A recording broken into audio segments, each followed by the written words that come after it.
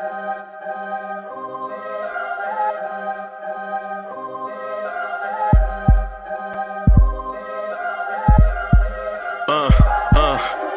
rank where the view is nothing less than phenomenal. For how I express and project from my abdominal. The only view better, both my daddy and my mama know. No living parents, my sons give me balance. My wife is my serenity, this mic is my identity. The world is foul enough, that's why I write without obscenities. Provoking danger with broken language and spoken anguish. Begging to get hurt, why would you ask to go through changes? Yes, Lord, life's a chessboard, master the angles. Control the tempo, be the one who holds the info. Acknowledge is just as deadly as machete swings. When spoken, the truth is as potent as that Medellin. While others swear the style is free, I just let it ring. Our time is undervalued, soldiers make us better kings. My fam's on my shoulder, reaching after better things. Today I take the shot, for them I'd rather set the screen. My mama told me follow my dreams. My daddy told me get it by any means. Stand tall, make a bow to a king. But I've evolved, you can see the resolve. Look in my eyes when you speaking to God.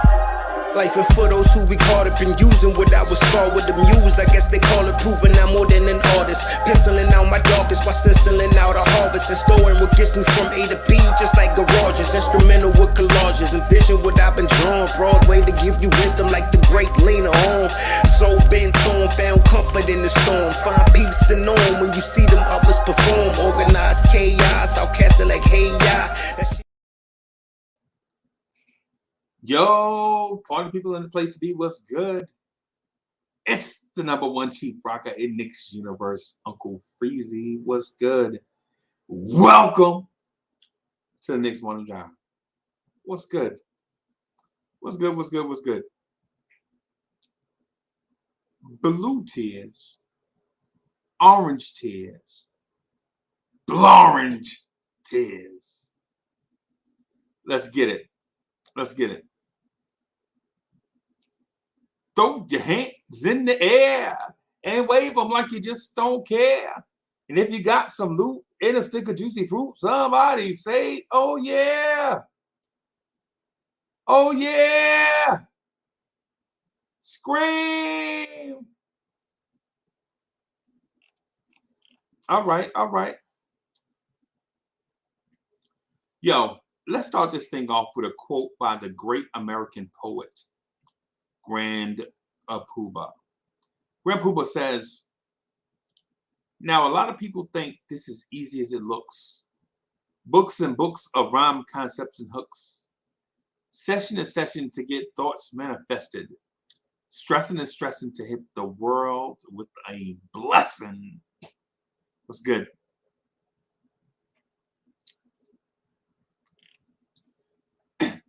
Y'all ready to talk some prospects? Y'all ready to talk some Julius Randle? Y'all ready to talk some future? Let's do it.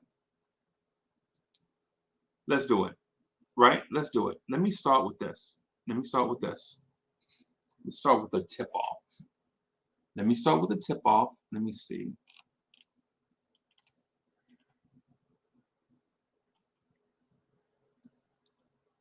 Tip-off. Tip-off starts with a T. Is that T capitalized? Yes.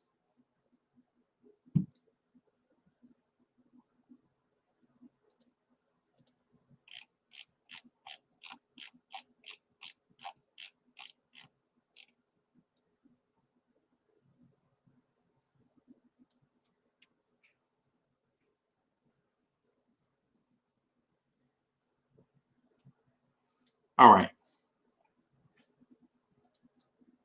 So I want to start with, before we get to Randle and Farron Hunt, before we talk about prospects, what I want to talk to y'all about is team needs. Chop Low, what's good? C-Mac is in the building. Nice, what's good? White Falcon. Oh, it's good. What's good? Who's in the song? Okay, let me see who's in the song. I'm gonna put it in the chat. The song is by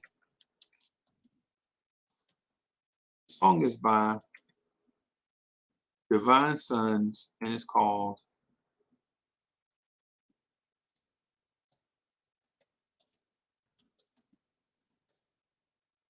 Okay.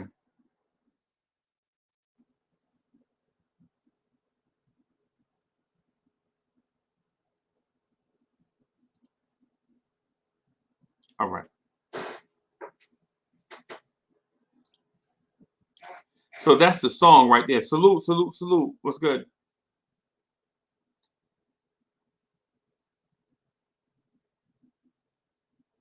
Soul Finger. What's good? Yeah, so the song is a joint caught by Divine Sons off their off their Beautiful People album, and this song is called Invisible People. Right? Let me make sure I got that right. I'm gonna check my phone. Let me check just to be sure. I want to make sure. I know who it is. I know who it is. I just want to make sure I get everything right.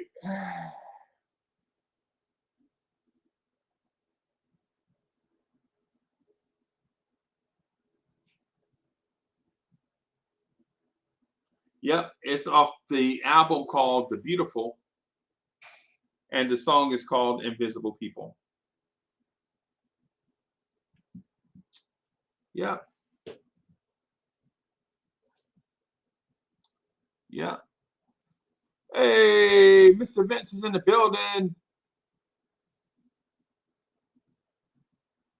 Miss Geraldine is in the building. What's good? What's good, y'all? So let's start by addressing team need for the Knicks, right? I want to address team needs, right? So hold on with me. I had this thing and it's been acting up, right? But let me do this.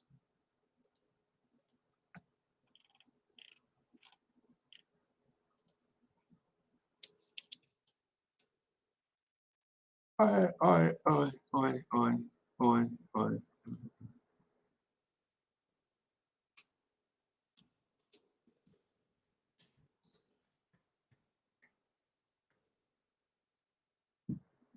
Let me address team need. Hold on, bear with me for a second. I would have been more prepared, but team needs.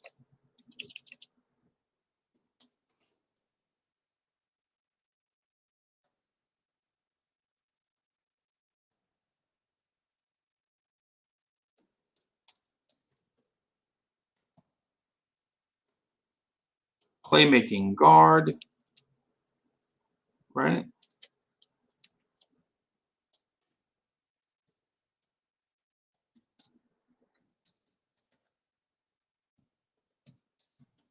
The athletic guards.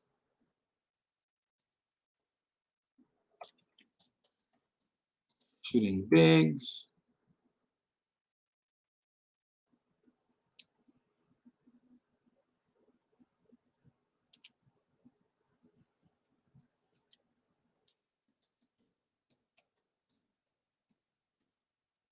All right.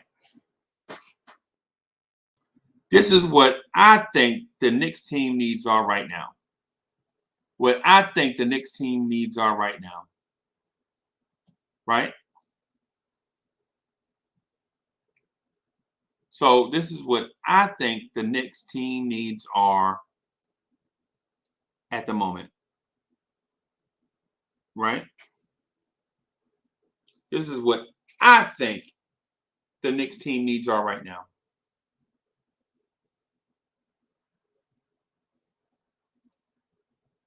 Salute, salute. Hard Wheels in the building. What's good? These are what I think the Knicks need right now. And I know this is crude. And I had a fancy thing I was doing with animations and all that stuff, but I just got frustrated with it. So I just went with plain Jane. Right? So before we talk about the prospects, because I have a prospect thing I want to show you too. Right? Hold on for me.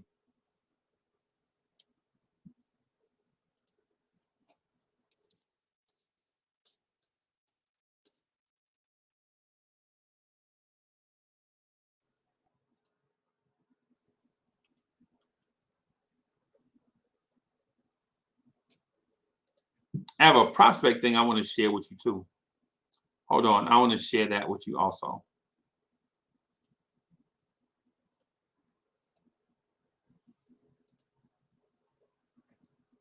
So I have a prospect list here that I want to share with you, right? Black Andy is in the building. What's good? What's good, Tricky Nicky? What's happening? Nice. What's good? JJ, what's good? Almighty Finesse. What's good, y'all? Let me blow this up a little teeny bit. Hold on.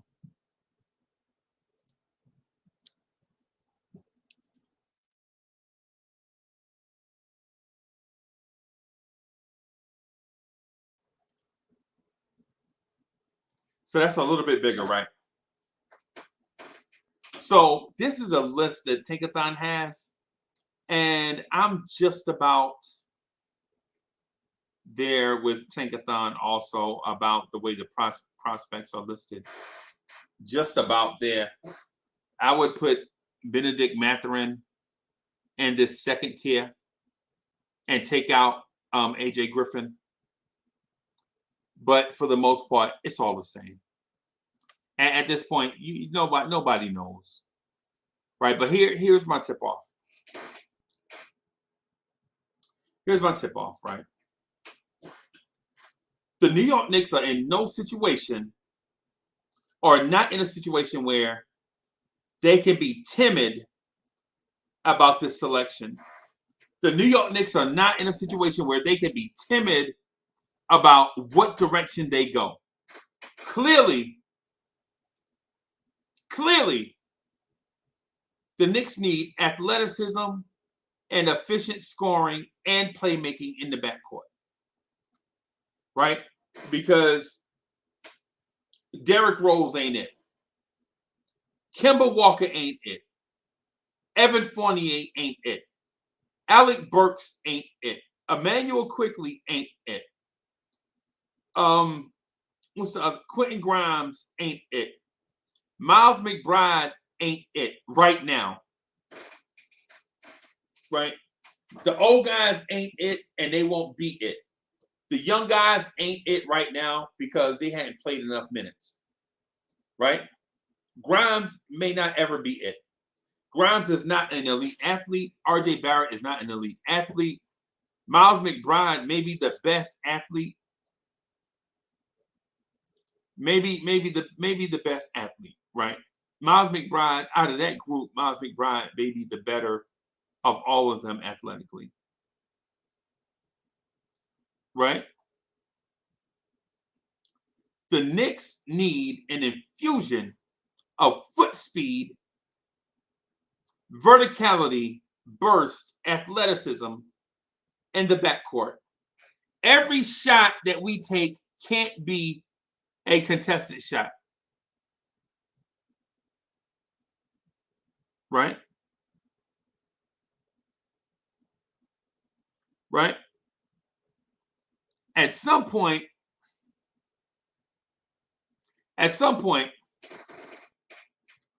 you need a guy that can get you easy buckets, either for himself or for others. And on our roster, we don't have that guy. Quickley ain't it. We know what Emmanuel Quickley is by now.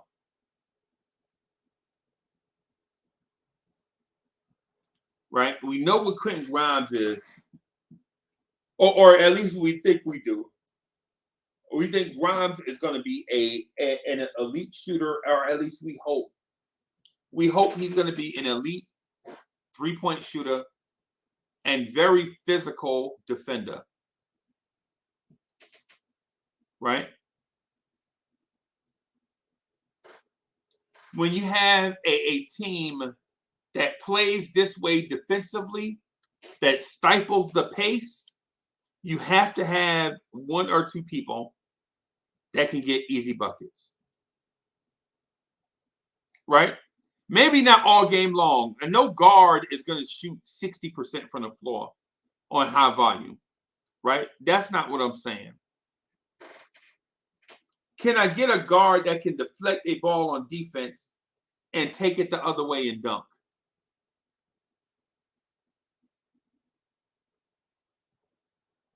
Is that too much to ask? Is that too much to ask for? Our guards, especially Alec Burks, deflects the basketball and then starts the slowest break you ever saw in your life.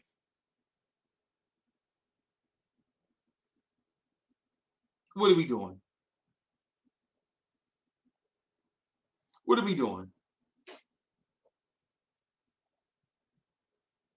Bruh, I'm saying to y'all,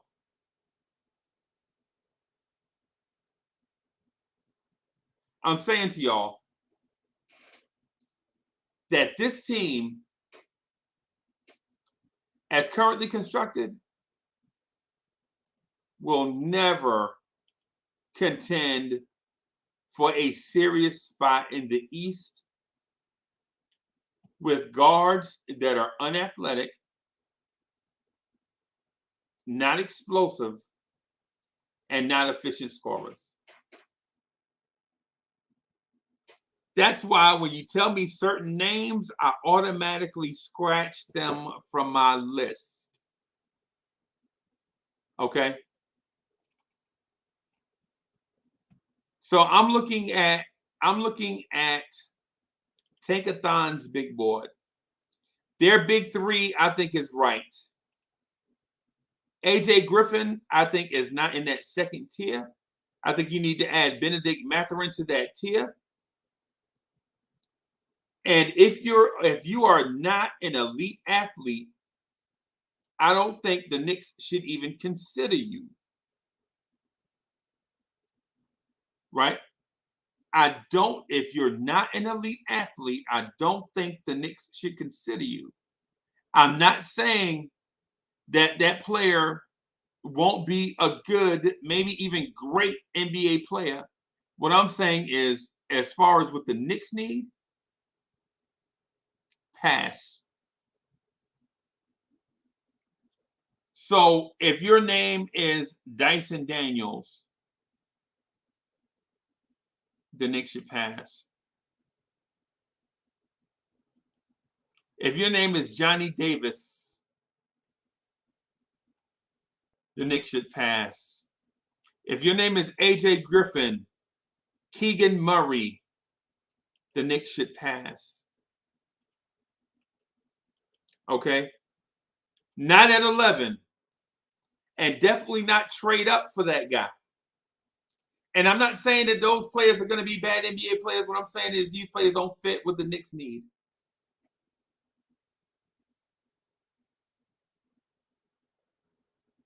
Right?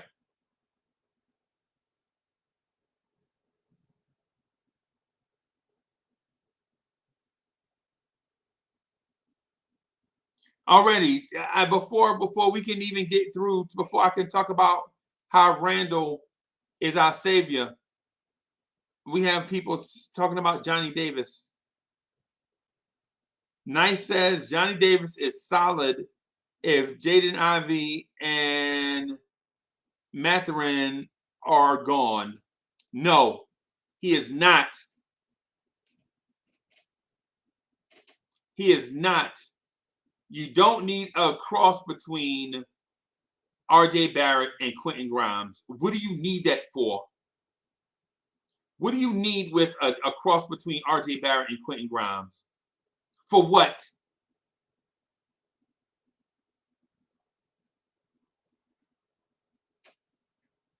For what?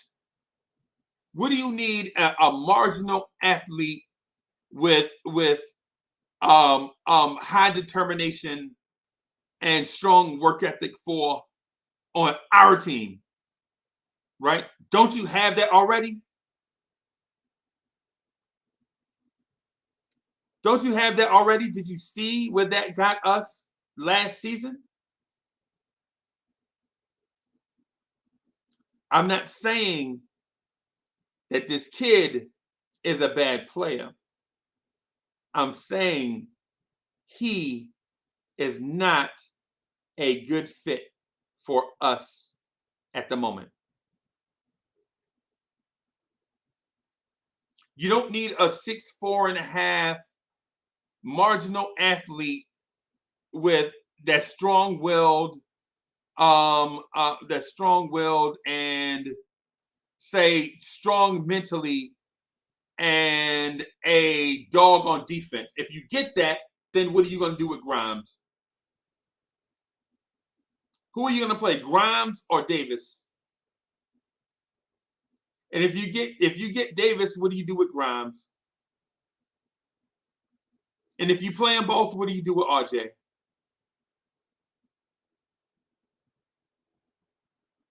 The Knicks need an explosive athlete in the backcourt.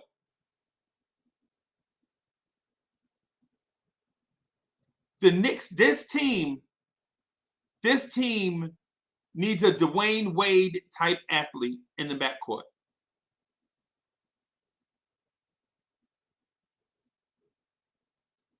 I'm not for sure why our fan base despises athletes. We do. We prefer skill over athleticism. But we forget a roster should be made up of you need a balanced roster in order to win.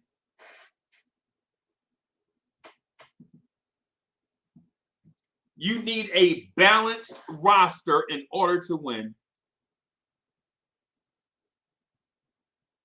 The Celtics have Jason Tatum, but they also have Jaylen Brown. They have skill at one position and athleticism at another position.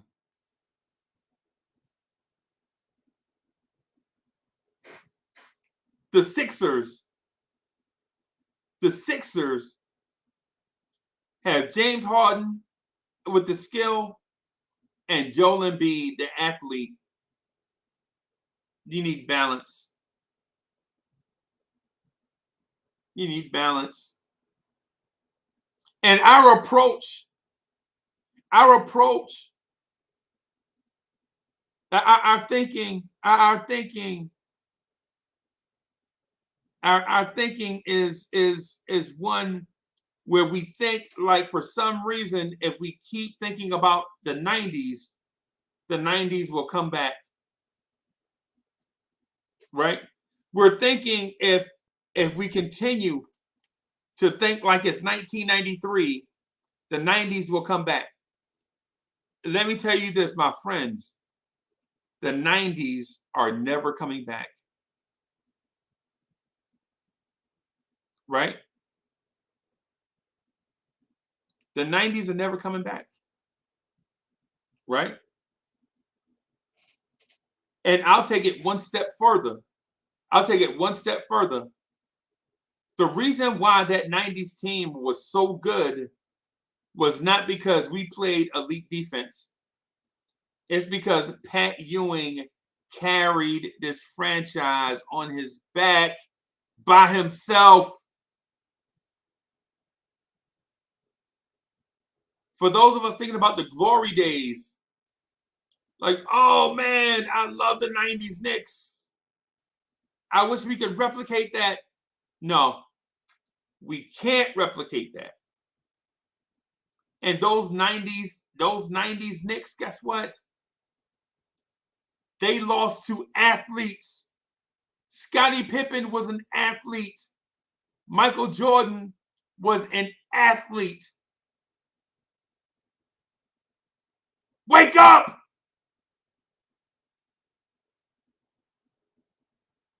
Wake up, New York. When you had an athlete in the backcourt, you made the NBA Finals. When we had Latrell Sprewell was an athlete, and we made the Finals with Sprewell. Now, I'm not saying all athlete. I'm saying you have to have a balance.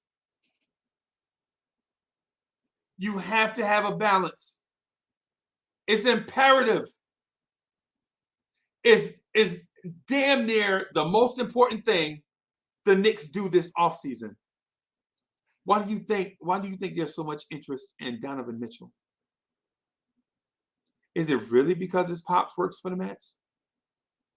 Or is it because Donovan Mitchell is an elite athlete?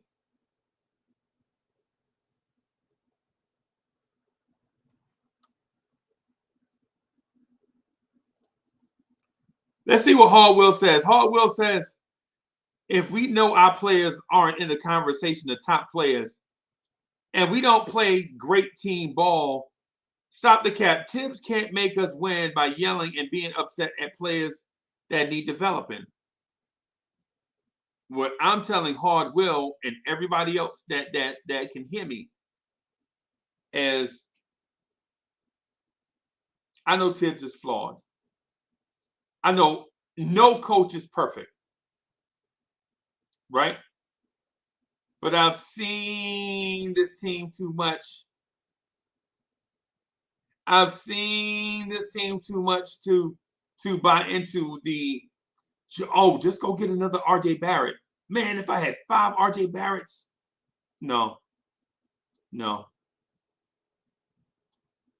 We need horses. Like the famous University of Miami coach Jimmy Johnson said, it's not about the X's and O's. It's about the Jimmy and Joes. You need athletes. And the Knicks don't have them. You got to have balance. You got to have balance.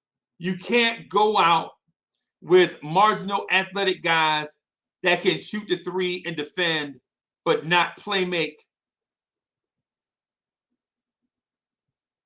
Listen to me, Knicks fan. You can't have marginal athletes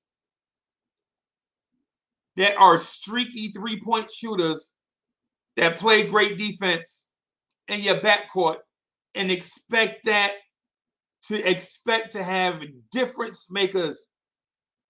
These guys don't make a difference.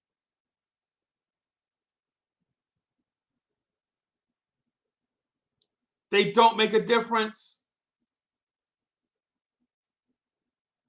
And I understand what you guys mean about Tibbs.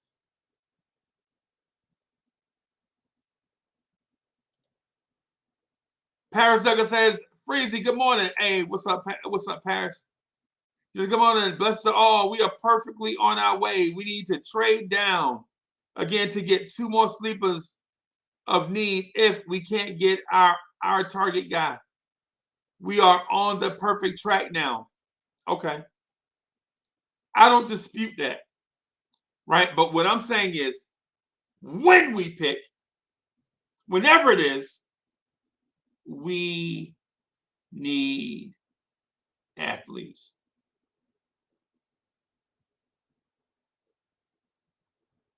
It's as simple as that. It's as simple as that.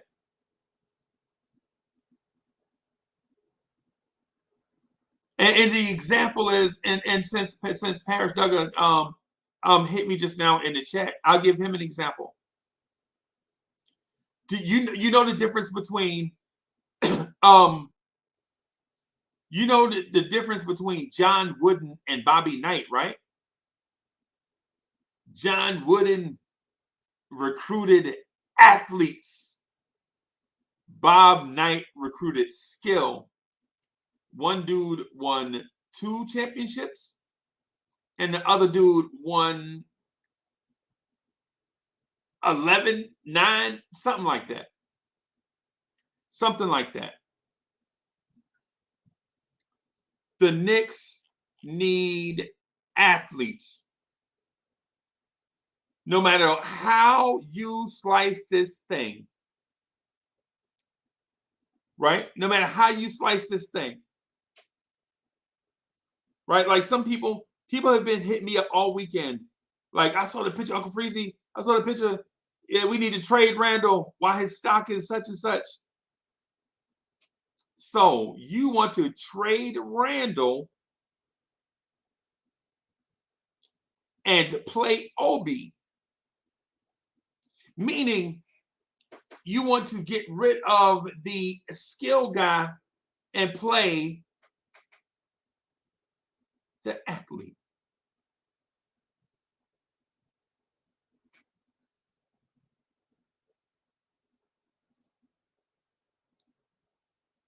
And DSJ, my guy, says, but the athlete needs development. Everybody, no rookie is going to walk in the league and take over. No rookie, regardless, is going to walk in the league and take over. They all need development. But if all things are equal, and one guy is more athletic and explosive than the other guy, give me the athlete.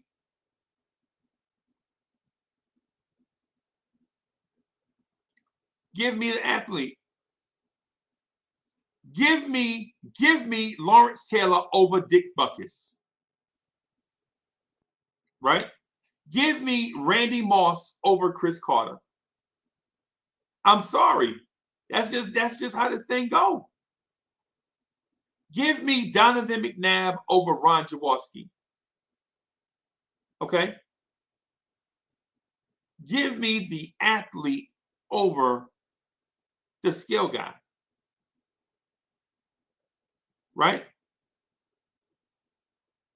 Give me John Elway over Dan Marino. And I know that hurt some hearts. Give me John Elway over Dan Marino. I'm sorry. The Knicks need athletes. This team is unathletic in the backcourt.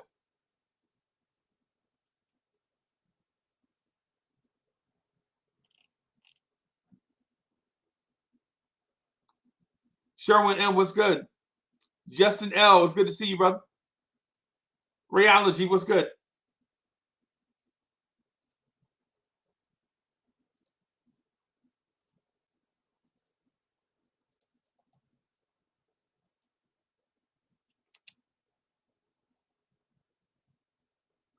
See, I saw my guy and I saw my my people in the thing, man. So I want to put the thing in the chat. Ashley Inc, what's good? If I'm rebuilding this team, I'm looking for the athlete.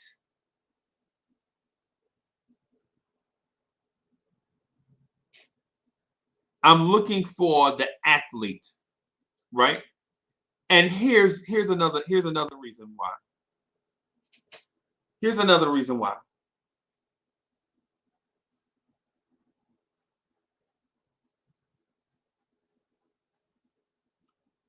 If you thought Obi Toppin got the Garden rocking when he dunked on a fast break by himself,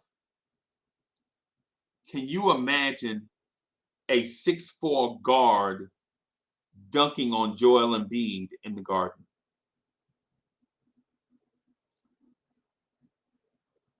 Pierre Moyes, what's good?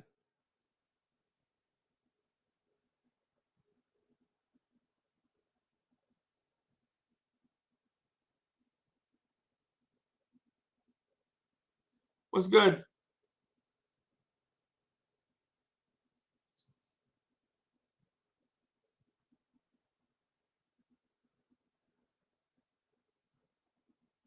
If you thought Obi Toppin getting out on a fast break in Atlanta, Georgia, dunking, doing a windmill dunk on a fast break by himself, got the Garden rocking, imagine a 6'6" guard attacking the closeout and dunking on Rudy Gobert.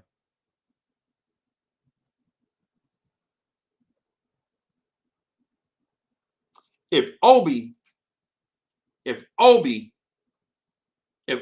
brings that type of energy on the fast break, imagine what an explosive guard brings in the half court.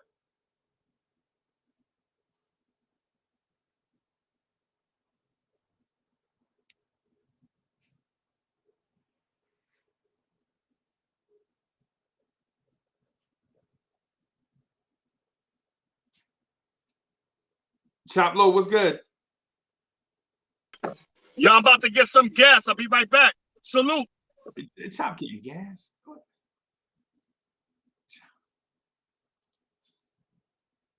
What? Okay. Okay.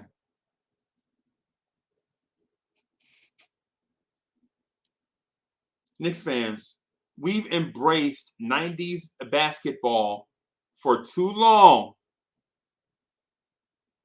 because that's the only sustained winning that we know, or that most of y'all know. Older fans remember the 70s, right? Fans like myself, we remember some of the 70s and then the 90s, right? But I'm here to tell you, 90s basketball and defense wasn't just about 90s Knicks wasn't just about defense. And listen, and I'm not here to knock them, but I hear a lot of Knicks influencers say, "Oh, we need more defense at such and such." Shut up. Let some other Knicks fans, let some other Knicks influencers say something. Man, we need more defense. We need Dyson Daniels. Shut up.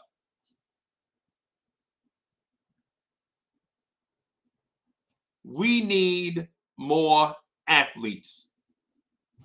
Hey, Sherwin M is in the building. Sherwin M says, give me a skill player over athlete all day, every day. Right. Right. And I will give you a team that's in the lottery every season. You ain't running my team, Sherwin M, with that mindset. I'm sorry. You're gonna mess around and get fired, bro. You're gonna mess around and be the assistant GM of the, you're gonna be the assistant of the assistant of the assistant somewhere in Orlando with that mindset. Oh, Soulfinger, hold on. Let me do this thing right.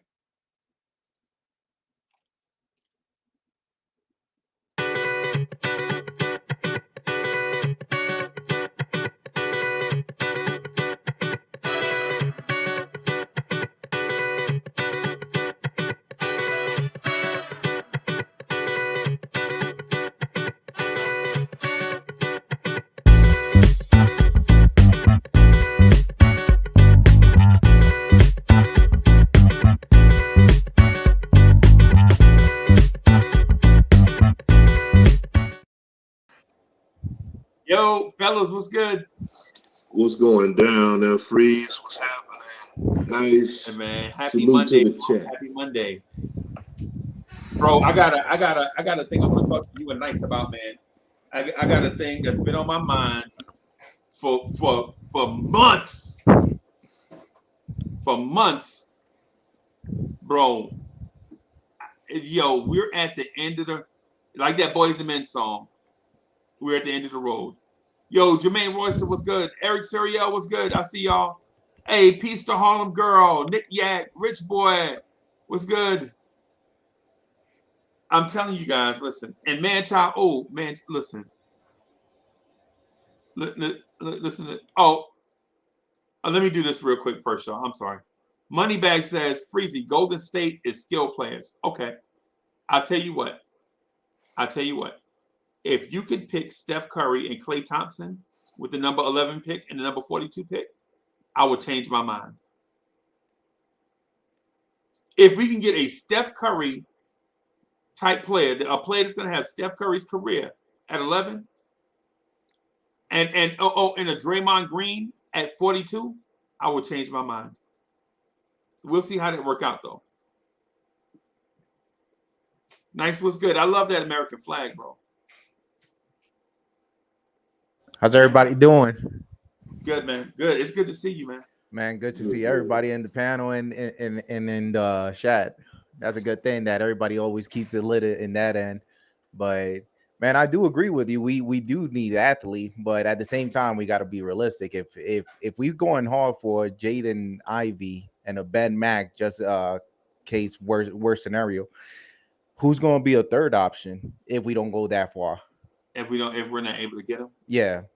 Because those are the only two that I really want. Like, if it's not Jaden, all right, plan B is Ben Mack, and at least we gonna be good. But what about worst case scenario if both of them is not there? Who's gonna be that third one?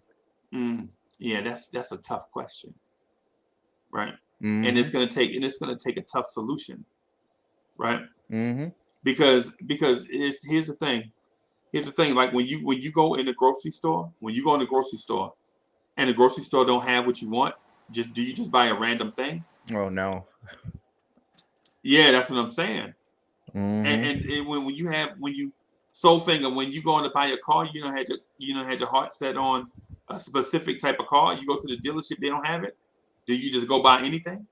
You got to keep pushing. You got to find what you want. You know, right. You don't settle. Right. One thing I say about what you brought up regarding athletes and everything, and you're right. For those, a lot of we cling to the Knicks in the '90s because that's what we knew. But until Spree came, we didn't know. Spree changed the whole look of the game for the team. Right. He made them run. Now we can have both skill and athleticism. You got to get the right blend. That's going to come down to the scouts and everything, making the right picks, front office and everything. So you got to make the right choices. Like I said, you got Golden State who has skill. We know they got skill, but they also have athletes as well. Right. Boston, right. Skill. Draymond Green, whether you like him or not, Draymond Green is an athlete. Yeah. Whether you like Andre Iguodala or not, Andre Iguodala is an athlete. Whether you like Andrew Wiggins or not, Andrew Wiggins is an athlete. Whether you like Jonathan Kuminga or not, Jonathan Kuminga is an athlete. Whether you like Gary Payton II or not, Gary Payton II is an athlete, right? And teams gotta. Hey, let me bring in my guy, man. Let me bring in my guy real quick. I don't want him waiting backstage. You know how it is, bro. You know how this thing goes.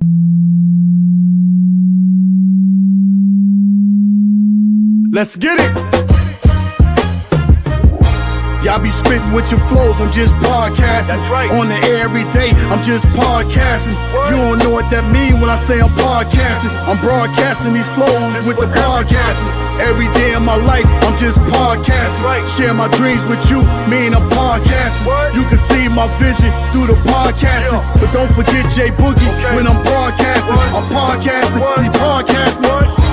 I've been spitting this venom since Karate Flicks. When Mr. Sims was sharing nothing but the Knicks. I guess you know by now, I seen some tough years. Now I know the reason why Freezy got them blowing tears. Yo, we seen some tough years. Now you know why Freezy got them blowing tears. Them. It's my favorite verse in the whole joint. My favorite verse in the whole joint is because it means something. You know what I'm saying? As a Knicks fan, I've been through a lot. That's why I got these blowing tears.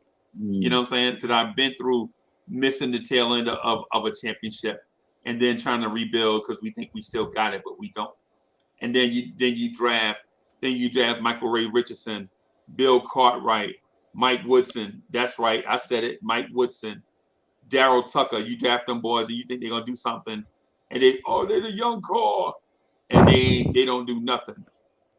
You know what I'm saying? I've already been through that. J Boogie, what's good? Hey, good morning to y'all, great men of honor, man. Shout out to the chat, everybody rocking the orange and blue. Good morning, Miss Harlem Girl, and everybody else, all the ladies that always rock with us, but y'all got that voice just like us too, you know what I'm saying? Hope everybody had a great weekend, you know what I'm saying? I just come up here to rock with y'all right now. I'm trying to ease my pain in my mind right now because I really ticked off and pissed off this morning early. When I say early, I'm talking about when Freeway say early. Early. Gemma. Well, I hope things get better for you, bro. I hope it ain't nothing too serious. I hope it's something. Oh no. It ain't nothing serious. It's just that you know, I try to tune in a little bit just to hear what they would say about Donovan Mitchell this morning. Right. And this dude right here went all the way to left field in a right field. Stephen A. Cummings. I figured he would say that. Bro. Those are the type things we talking about. And maybe I can get I don't want you know how I feel uncomfortable with trying to sway people to think like me, right? But what I do feel comfortable with is adding additional information to the conversation so that free thinkers can make up their own mind, right? And so what we've been, our conversation has been being pushed by a lot of young Knicks influencers, and they say stuff like, "Man, I miss the '90s Knicks." Really? How you missed that? You were 10. You was 10 years old. You know what I'm saying? That's not Joe Knicks. That's like your uncles and them Knicks. What you miss is the 2000 Knicks. You miss the Marbury Knicks. That's what you miss. Chop Low, what's good? Low key, I miss Marbury. Low. Chop was good. I was gonna play your intro, but I didn't know when you was jumping in. Nah, you already played the best intro ever when you play that song. You know I love the Bond dudes, your homeboys from that gave you that joint. Yeah. That was it. That's off their album called The Beautiful, and their album that's track number 1. Yeah, that off the album. The first six cuts, I was checking that out. Tell them so that joint is fire, bro. Look, the first 6, I was like, oh yeah. So when I got, I was already on it after that, but the first 6 right off the rip. So rip, bro. They're a mix between, if you know hip hop, they're a mix between the Native Tongues and Goody Mob. Yeah. So they like the down south version of the Native Tongues kind of. You know what I'm saying? Fire, and they be dropping jewels too. Yeah, man. If you listening, they hitting you over, they slap you all across the lips or something. That's what I mean. But to this point though, what I'm saying to you guys is this: the thing I want to add to the conversation is this: the Knicks front office know that this backcourt lacks athleticism. That's why Donovan Mitchell is the target. It's not a circumstance, a happenstance. Like, oh, his pops works for the Mets. He's from New York. Bro, there are a lot of NBA players that are from New York, right? But there are not a lot of perennial all-star super athletic backcourt players from New York. You feel me? Like there are tons of nobody is pounding the table saying we need Mo Bamba or else. Mo Bamba from New York. Hamidou Diallo is from New York. Hamidou Diallo is an exceptional athlete, right? But nobody's pounding the table for that. The Knicks know that we need an athletic difference maker in the backcourt, right? Because our best athlete in the backcourt is Miles McBride. He don't even play. RJ Barrett's not an athlete. Quentin Grimes is not an athlete. Alec Burks is no longer an athlete. Evan Fournier is not an athlete. Kemba Walker is not an athlete. Derrick Rose is no longer an athlete. And even if Derrick Rose does show you the athletic flashes, it's not going to be sustainable. The Knicks need an infusion of athleticism in this backcourt. The Knicks need 3 guys, preferably 2 shooting guards and a point guard. I would take it in a reverse order. I would take 2 athletic point guards and a shooting guard, right? But I would settle for 2 athletes in the backcourt, right? Like this time last summer, I was damn near harassing Jay Boogie about Trey Murphy and Trey Mann. Y'all remember that? Trey Mann, yeah. Remember that? I was like, yo, you need the 6'8" athletic wing that can shoot the 3, and you need the skilled point guard, the athlete. We got neither, right? And look what happened to our season. Is Grimes a good player? Grimes is going to be a really good player. I'm not knocking Grimes, right? What I'm saying is teams that win have a balance. You can't just wear you just can't wear forces every day. You gotta switch it up. You gotta be able to attack. Like when we were up 20 on teams and teams figured out, like, listen, no, don't give them the 3 no more. Just stay with them. Just glue your man, make him put it on the floor. When they did that, we had nobody that could create a shot for themselves or others. And we blame Tom Thibodeau for that. Why? Why are you blaming Tibbs? Because a spot-up shooter can't create and go dunk on somebody. They need to know how to bounce this Spalding. They need to know how to throw that Spalding down somebody's throat. Like Chuck D said, I'll throw that thing down your throat like Barkley. We don't have nobody that'll do that in the backcourt. Right? And if the Knicks go this offseason without addressing that, we're going to be blaming Tibbs the whole time. But guess what? Tibbs can't turn Quentin Grimes into John Morant. I'm sorry. Tibbs can't turn R.J. Barrett into Zach LaVine. I'm sorry. He can't. Nope. When teams just play R.J. Barrett jump shot and make him drive, R.J. Barrett can't elevate and dunk on nobody.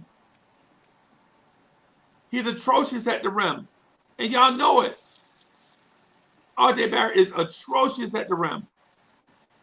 And we know this. And it's because he's not athletic. He's not explosive at the rim. You know, athleticism plays a major part in sports.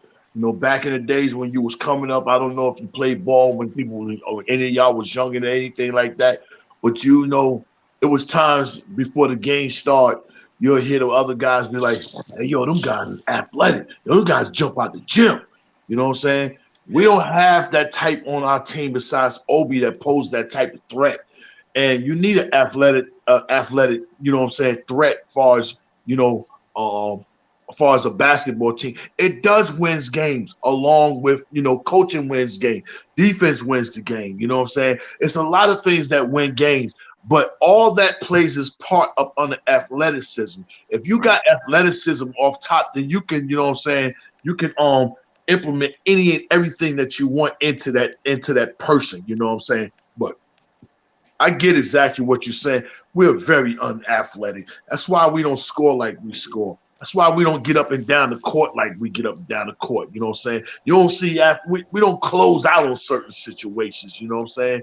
We need some more athleticism on this team. And the way this team is built and the way we be picking is like we picking and building for the 90s. We're not picking and building, you know what I'm saying, for what's going on in today's, you know, game. We need to change our mind frame of what we looking for, what we need, and what we like. But, you know, all that just deals with the office, you know what I'm saying? You know, I mean, the office got to pick right and see the light and see the future. Like, if they can see if they can sit down and see what you put together before you bring your show on, you know what I'm saying, then they'll have a different direction. But these guys don't have a direction and know what they want, you know what I'm saying? They don't even see around the league. They just, you know, just doing what they think is best within their own mind frame, and it's not even thought out, you know what I'm saying? And that's why we're being held up in so many reasons and situations as far as this basketball thing that we're doing, man. But we do need to get more athletic, man. We really do, man. We're probably the worst athletic team it is in the league. Right. You know what's crazy to that, too? We had one, but just recently, but he couldn't get right. And we had him in Dennis Smith Jr., but he just couldn't get right. Couldn't get right. Right. We couldn't. Yeah. Right.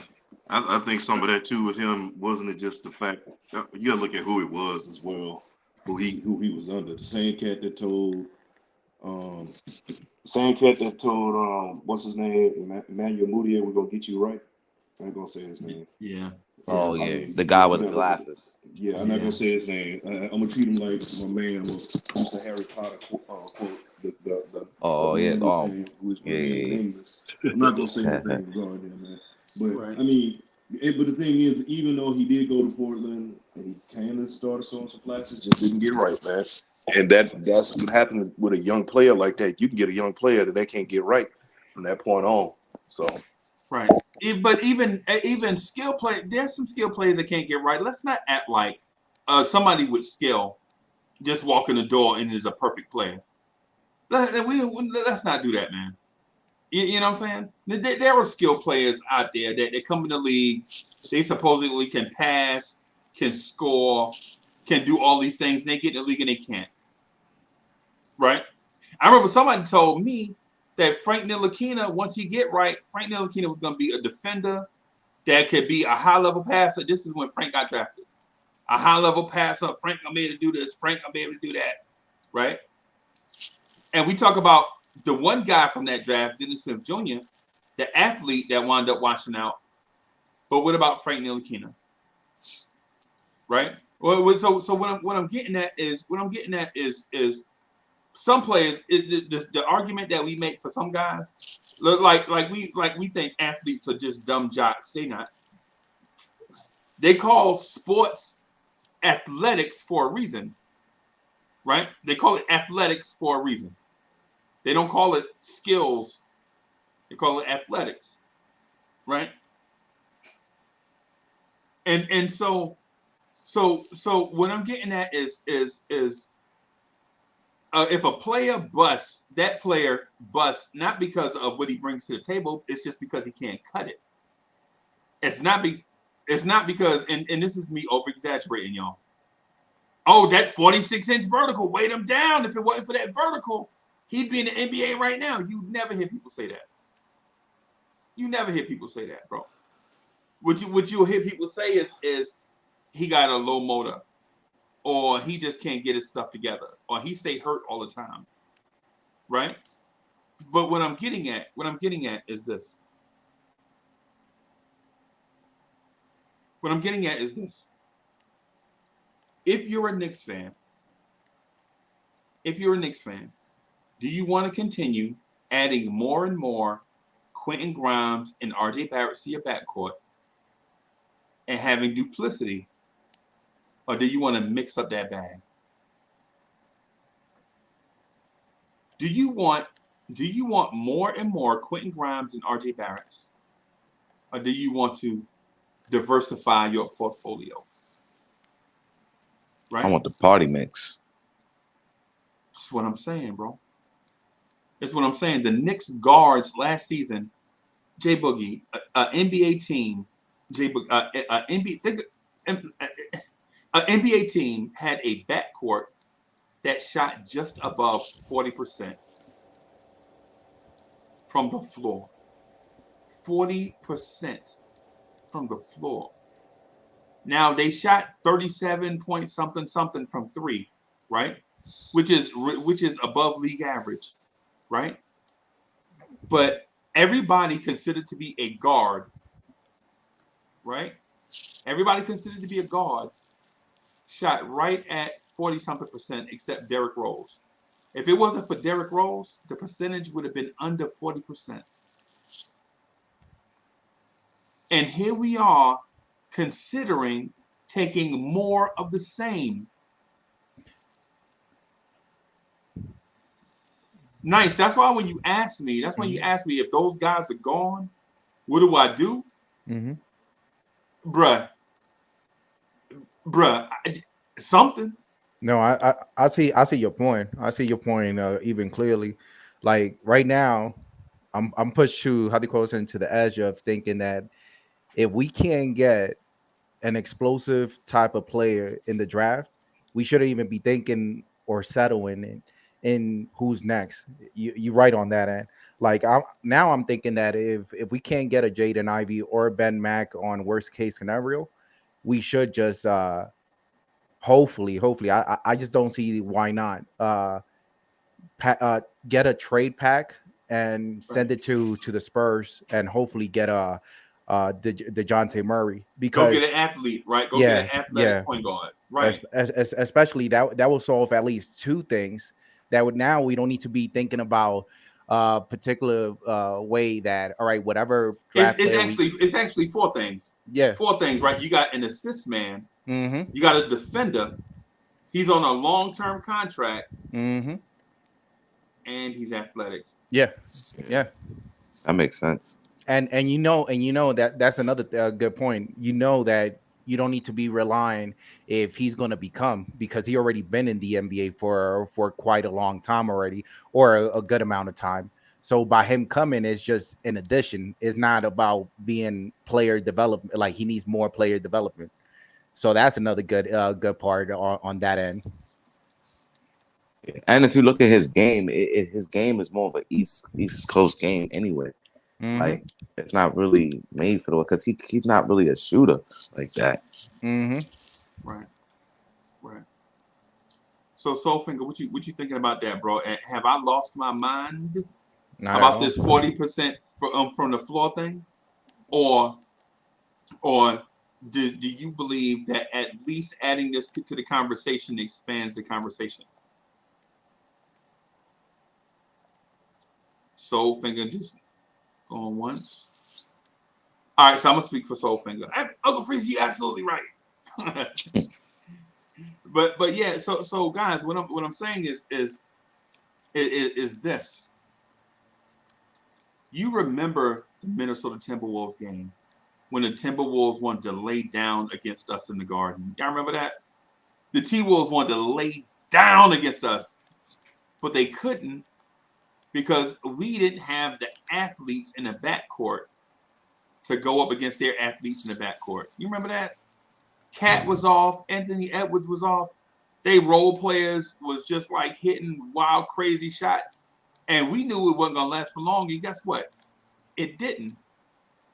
But we didn't have the athletes to take the lead and pull away from that Minnesota team that wanted to lay down. Right? Keith Turner said, y'all still talking about Obi? No, man. We ain't talking about Obi. What you talking about, Keith Turner? We're not talking about Obi. Oh, no. Hey, no, Sherman M. Don't do that, bro. Hey, Sherman, DeJounte Murray is a superior athlete.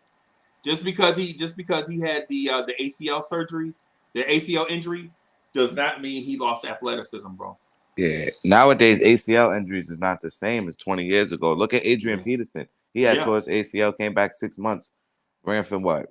Over 1,000 yards? 2,000 yards. 2,000 yards. 2,000 yards, yeah. It's not really that big of a deal as it was 20 years ago. Yeah. My thing is with athleticism, it scares people. Athleticism scares people because and Adrian P, and yo, you're right. AP is a freak though. He is. Nah, he is. He a freak of nature. But he could have easily lost all of that with that ACL injury if it was 30 years ago. Yeah. I'm saying if the explosive athlete is not there, I'm trading the pick. If the explosive athlete is not there, I'm okay with the Knicks trading this pick into next year's draft and just go into next year's draft with 3 first-round picks. I'm okay with that. Y'all okay with that? Oh, 100%. What if that happens and then they trade 2 of those first-round picks for like a Donovan Mitchell next year? So you flip this pick into 3, then turn 2 of that into Donovan Mitchell, and then keep 1 of those first-round picks if you got 3. The thing with Donovan Mitchell is that we all want him, and it's not only the Knicks, it's a lot of teams. So I see it even less doable than a DeJounte Murray, because remember, San Antonio is not. It's not what they want only, is that they have the mentality what makes sense to them. Like DeJounte Murray is ready, but all around at San Antonio, they feel like, well, yeah, we got a great piece, but all around we all suck. So what's the reason of us keeping him if we could still keep on moving forward and trying to build this team right? and have at least 2 to 3 great pieces in our team, and now we can move forward. Because with one key piece is the same thing as the Knicks right now in our position. Like we have a lot of good role players, but we don't have that number one or that number two. Okay. Yeah, and no one's bigger than the team with the Spurs. No one's it's the Spurs and then whoever the star is. Yeah. So I mean, if you throw Randle over there, we ain't got no choice but to fall in line. Mm-hmm. Right. Yeah, and so my thing is with the athleticism in the backcourt thing. I don't mean to say that this is all flash. Like, oh my God, we dunked 13 times tonight, but we lost 118 to 100. No, that's not what I'm saying. What I'm saying is teams attack closeouts like they did with Grimes, right?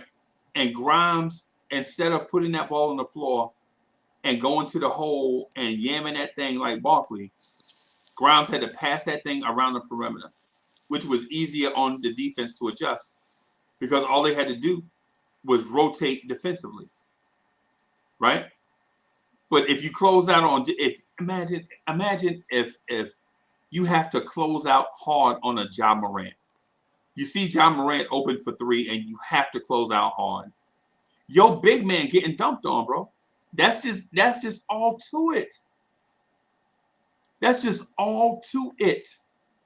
If you have to close out on a Ja Morant, like you have to close out on a Quentin Grimes or a Klay Thompson or a Desmond Bain, right? Ja putting that ball on the ground and yamming on your big man, right? It's as simple as that. And while I'm not saying that the Knicks will be able to find a Ja Morant in the draft, then you have to be fortunate. You have to be fortunate to find a Ja Morant. You have to be fortunate to find a Donovan Mitchell.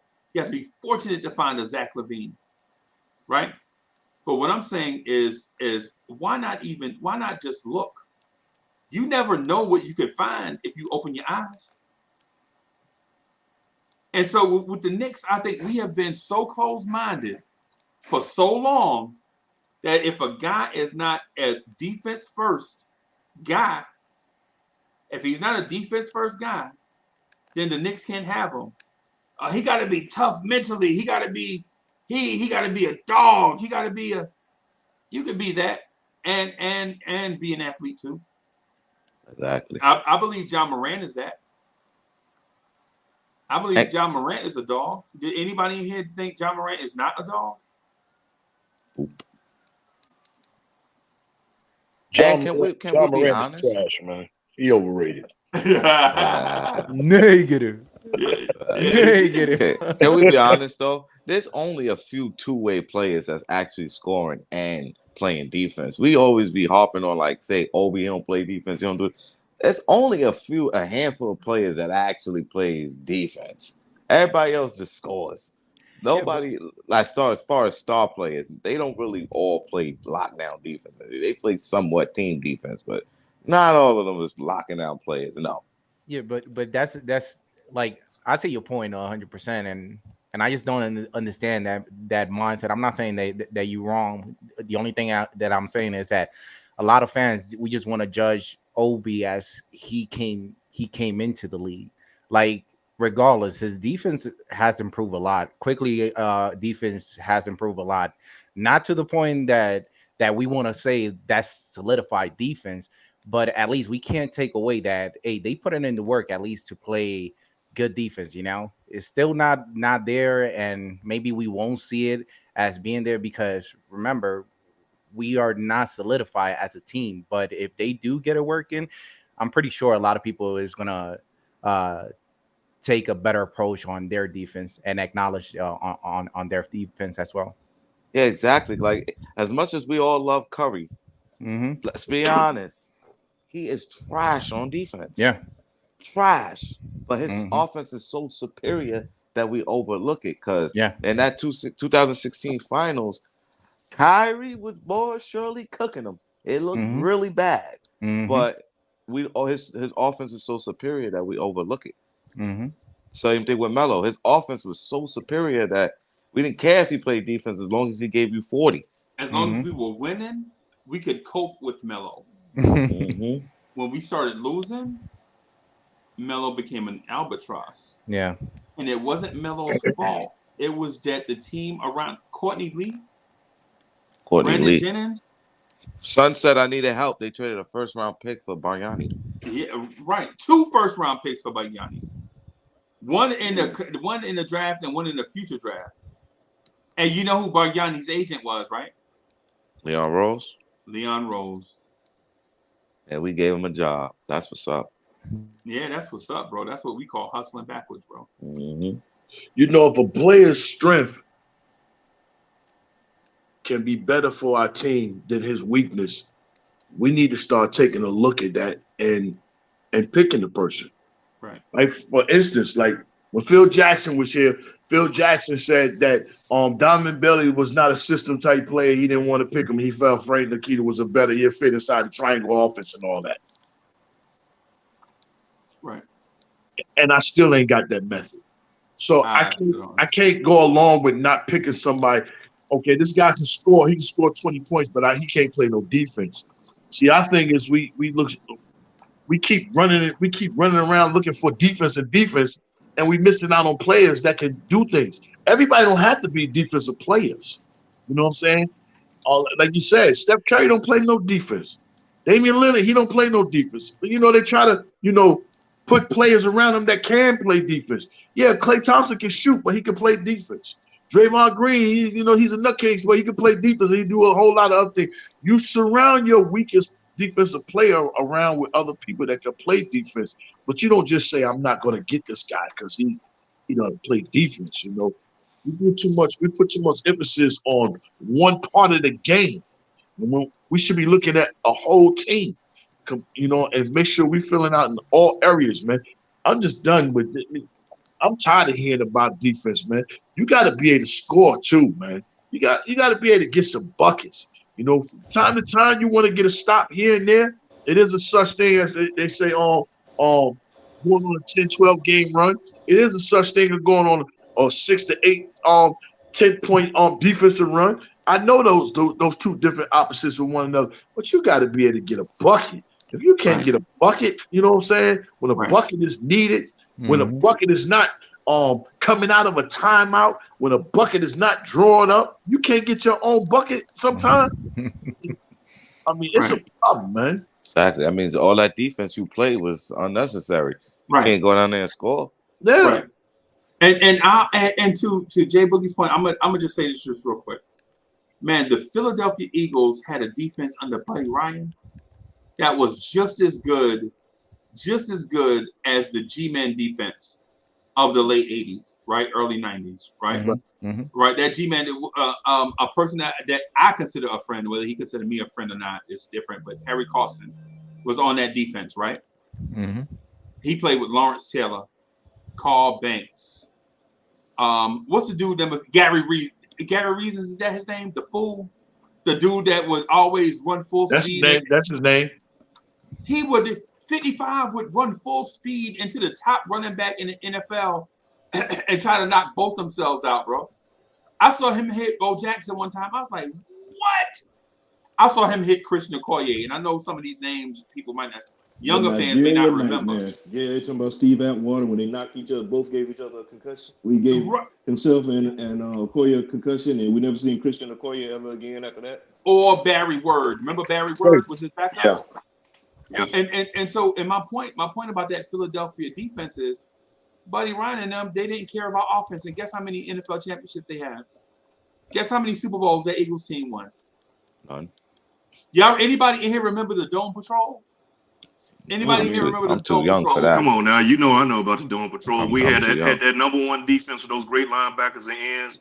Offense was hot. The only thing we had was a tight end, one receiver, and a quarterback, and that was it. And well, Dalton Hilliard and Ironhead Hayward was a good combination. Ruben Mays. Right. And Ruben Mays. Right. But what I'm saying is all that defense, and how many championships did the Saints win? None. None right? with that. Right. None. Right, and guess what happened when they went completely offense? All these years later, the Saints went completely offense with Drew Brees and all them boys. Devery Henderson, Reggie Bush, all these dudes. Guess what they did when they went completely offense in a modern era? They won a Super Bowl. That's crazy. That's just like the Jets when Rex Ryan was the head coach. Defense was stellar. The can't wait defense. The can't wait defense. But Bart Scott and all those guys, they couldn't do nothing. Like all that defense was amazing. Darrell Revis, and now, but they couldn't score not a point. They couldn't score nothing. Regardless who they ran out there at quarterback. Regardless who they ran out there with quarterback. No matter who they ran out there with at running back. Sean Green and LaDainian Tomlinson, all them guys. You know what? Mm-hmm. I don't remind me, man. Those are the great years of can't wait, but dang, couldn't score a point. You know, like it was horrible. Right. And so what I'm getting at is this. I love defense, right? I'm a Chicago Bears fan. I'm a Mets fan, bro. You know what I'm saying? I love defense, right? I'm a Knicks fan. I love defense, right? But you have to know when to say when. Right? You have to know when to say, okay, we've gone in this direction for too long. We got to turn this thing around and try something different. Not completely scrap everything. At least mix it up some. Right? At least mix it up some. Right? I mean, come on. What are we doing? Come on. I mean, I don't know, man. I just think if we leave this draft without an athlete, I think we should. If the athlete that we desire is not there, I say trade the pick. Trade it into next year's draft, and hopefully we can get a Wanabayama or a Scoot Henderson. Some names a lot of people don't recognize yet because it's too early. But listen, 3 shots at Scoot Henderson. Scoot Henderson will turn his franchise around instantly. From the time Adam Silver say his name, the New York Knicks select Scoot Henderson, consider us in the playoffs. Right? Hey, what's up, fellas? How y'all? What's going on, guys? How y'all doing? Good, man. Right. I'm good. I'm super good, man. I'm good, man. I'm thinking about adding. Hold on. Hey, Don P, you got an echo. Can you put? I'm head out. All right, put some headphones in, bro. I was about to say I'll take it even a step further if we don't get an explosive player in the draft. If we can't get an explosive player in the draft, or we can't get a point guard that is already playing for the NBA, I'll make it official and trade pretty much Randle at all costs and just run it with the young cats. Even if we lose or have a detrimental season, at least we could see what we have by the end of next season.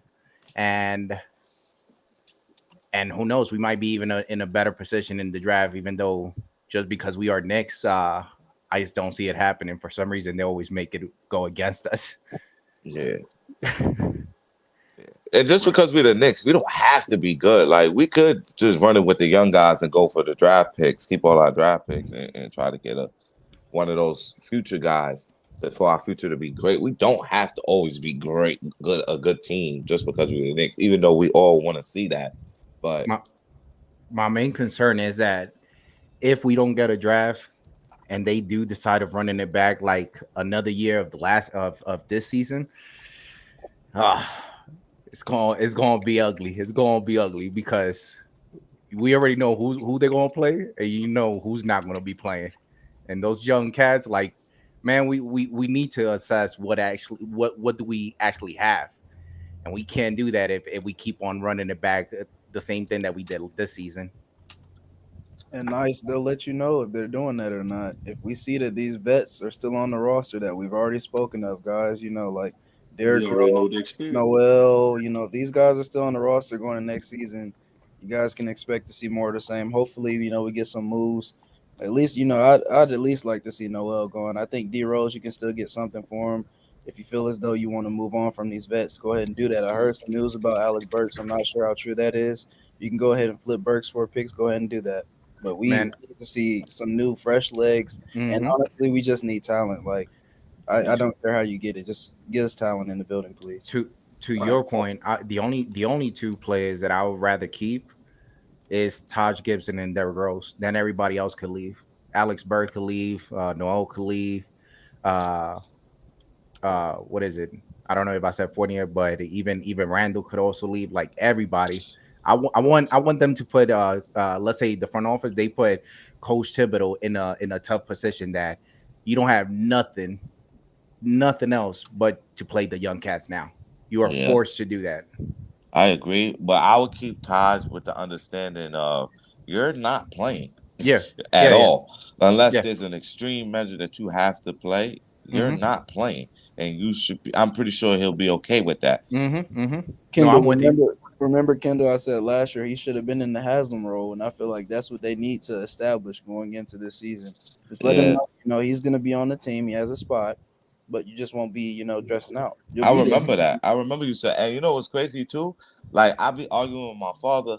He'd be like, yeah, but he could set screens. So what? So what? Let him teach somebody else how to set screens. Or can't set screens. Or even if we are going to play him very minimum, so that he could still have those legs. He could still mentor people like Sims or something like that, but not on a certain role that you're going to have max time to play and now do minutes more than the young cats. Yeah, I don't want to see him with 5 minutes left in the fourth. Oh, no. It's a close game. Why are you here, bro? Sit down. Well, let him be in the building. What's good? I don't think knock we'll somebody out. I don't think we'll see him with 5 minutes left, only because they've they gave Sim some burn, so they have more. He has more experience on the court, and you know what you have with him as far as just being a defensive presence. And I think Sim sets decent screens too. So with that being said, I don't see them needing to play Taj unless they, like we said, we just have nothing else. Yeah. I don't even want to see Taj on his team no more. Right. You can't even, he knows the game. He can play the game. He can give us some good minutes here and there, tough minutes there. But when all your basketball skills and all that go away and your leadership is the only thing you have and you can't show the team no leadership, you're not on that bench, Udonis Haslem and none of that right there. That's why Udonis is still over there in Miami.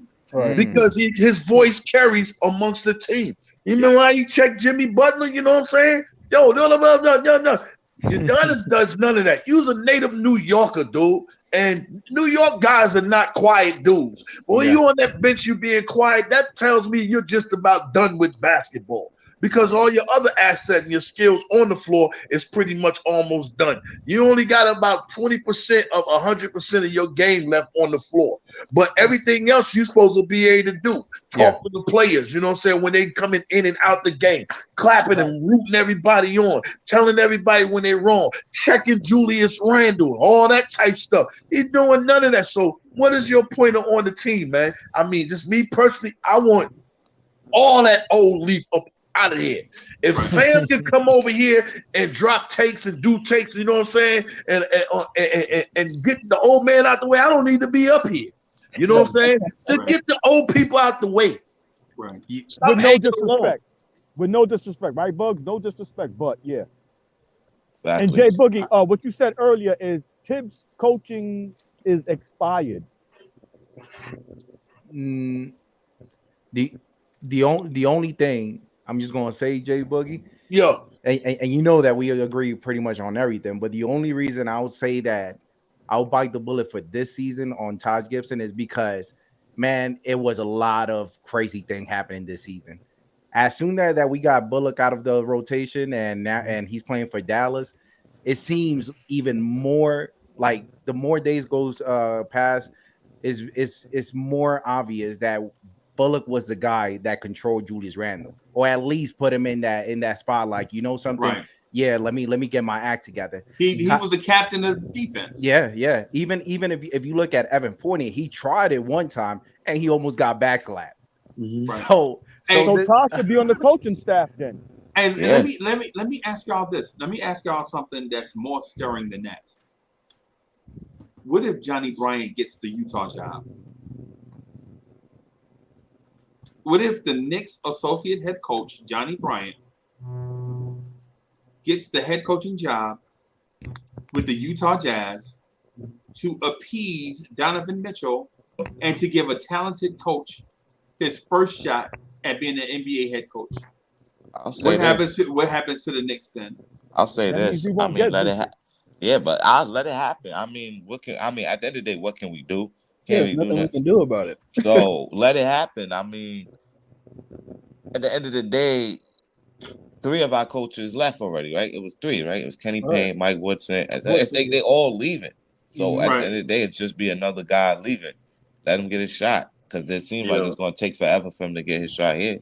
And let's be real. Also, the cats that are leaving, if you notice, all the guys that worldwide, these are coaches that Worldwide West brought in. Mm-hmm. They're replacing them with Tibbs guys. So it's kind of something I thought that was right. Well, I didn't think it was odd, but I noticed that. It wasn't odd about it. If they getting a more lucrative job though, so why not leave? Let's be real here, guys. Too we're seeing it this season. Like these first-year head coaches are proving their worth. So Ime Udoka. So it wouldn't surprise me that Johnny Bryant, if it was offered, which I'm pretty sure it will be, if he's offered that head coaching position, he's going to be one of those final candidates, and I could see him getting the job. So I wouldn't be surprised him leaving. What about what I read in the New York Post? The cat everybody wants from Dallas, the point guard, his pops was hired by the Knicks. Yeah. Is that true? I read that in the Post. His pops was hired, but I don't think that's going to persuade. I mean, he'll probably we'll get a meeting. I know that. We'll get a meeting, but I don't think I don't think it means much. You know why? Because, and I hate to say this, guys, but I honestly believe he's a yes man for Leon Rose and Tibbs. So I thought so too. Yeah, so I'm not like, oh man, this means that Brunson's coming. No, I don't believe it. Well, and I think Tibbs knew that. I think Tibbs knew that too. That's why Tibbs never went to him. Like, exactly. You they puppet. Yeah, we'll know after the draft, because if we don't trade up and get a guy like Ivy or something, then they'll probably try to make a run at Brunson. But if we get Ivy, I don't think that they would go ahead, because it don't make sense to do that. Well, if Coach Thibodeau wanted Brunson that bad, one thing that I do agree, and I really like what Leon Rose did, is that they acquired Brunson just because Leon what's his name, Coach Thibodeau wanted him. But if it's not working out by trade season, man, the Knicks organization and the front office, they got to do everything in their power to get Woodson back, because they know what's the difference of Woodson. Like, we knew what we had with Woodson, and once he left, I don't know, we look kind of lost. Hey, Nice. Oh, Nice? That's what Jay Boogie was saying earlier. My bad. I'm sorry. I was thinking about the coach. No, it's the front office. Jay Boogie said in the chat. But let me say this though, Brunson is a solid coach. I'm not gonna take anything away from him. Rick Brunson is a solid coach. He's tenured. He's definitely a tenured coach. But I just feel as though this is more so like this is a guy that they're familiar with, so they're hiring. I don't see it as being a ploy to get Jalen Brunson here. I think they're just hiring him strictly off of his coaching resume. Yeah, but to make Thibodeau feel comfortable, because Thibodeau, like somebody said, his coaching style is expired. It's like that, like the milk. You know how like your parents be like, go have cereal, and then you be like, oh, the milk is bad. Look, it's outdated. Your mom like, it's still good. It's still good. Put some water in it. But you know something? Going back to Jay Boogie point, it just seems that at least they gave the benefit of the doubt of actually working as a team, as a whole, as everybody is in sync. But we cannot keep on relying on getting everybody just because I know somebody that knows somebody. We got to stop that. We just got to get the best acquisition for that position. And if we already know, because you know somebody, or you get a hookup, right? Exactly. Right. So if that's talking about nepotism. Yeah. So let's say we are giving them the benefit of the doubt, but by trade season, if we don't see something clicking, we're not going to wait until the whole season. That's what I'm saying. Like if we're going to wait until the whole season, let's ride with Woodson. By trade season, do all these type of movement. Hey, Coach Sib, you saw that we tried. It did not seem at all that was working out. So that's why we put our foot down. We got Woodson, and let's run it back when we have Bullock and try to make something happen. But Nice, I don't think Woodson's ever coming back. More or less the same. Money talks, bro. Money talks. Money, like, listen, money makes anybody change their opinion. to leave your armada, your what you call it, the armada, your alma whatever. mater. Yeah. Yeah. I don't see him leaving either, if I'm being honest. And Yeah, they I- did have a good season That, this year too. that same situation just happened with Juwan Howard. Juwan Howard said no. Right. Oh, to the Lakers, Ah, right? He said low to the Lakers, right? yeah. You know what I'm saying? Ah. So it Yeah. all Despite the controversy, right, with whatever he did, whatever. Oh, when Yeah. he slapped Oh, son, yeah. yeah. But I think he just didn't want that. Like I think he just didn't want the Lakers job. I think if it was probably another NBA team, maybe like Miami. Utah or something like that, he probably would have took that. I mean, that versus Laker the Lakers job, yeah, that Laker job had a lot of things. It was just too. It had to been too stressful, man. And Because you can say, LeBron is there. LeBron is there. So yeah, I mean, LeBron all ain't- that comes along with it, and then you got to think about it. You know, I know we said money. You know, you get, a lot of people make a move for money, but you got to when it comes to your sanity, what's the price? And Juwan is in a sweet spot right now. right. They wanted him back, so he's like, you know what? He knows he's going to have another opportunity to move up and probably cash in, but not for the stress and the circus he's going to have to deal with over there. So. Yeah, then you don't know what they might have said to him. They might have tried to give him the Tyrone Lue situation.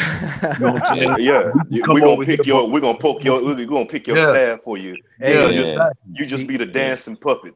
The only thing with the Lakers is, and I see it this way, we are in a different position than the Lakers, because think about it this way, they have LeBron. So just by knowing that LeBron is in that team, their expectation out of the gate is already high. They expect to make it at least in the semifinal, final, but something even high. So if they not producing, they always gonna look at the coach. The pressure is on in that end. But the Knicks, the expectation is still low. If we get that far, we get far. So that's why I just don't see, when we make that comparison, that we in that same caliber. Yeah, but the league got to stop that, because LeBron's run is over. Yeah, LeBron's run is over, so they should stop that, because they're in denial. They're in denial. Yeah, and they just off his greatness, because his run is done. He's not winning another ring. Yeah, it'd be. They're in denial, man. That's it's like when we've seen it in our younger ages. In younger days, you get on the court and you seen that one cat everybody talk about. He could ball, he could do this, but then you look at him and you see how old he's gotten. At one time, he was a playground legend. Now he's just a playground granddad or whatever, role player. It's one of those, man. Yeah, LeBron right now, his only focus is chasing legacies. So he want to get that record. He chasing legacies and rebuilding his hairline.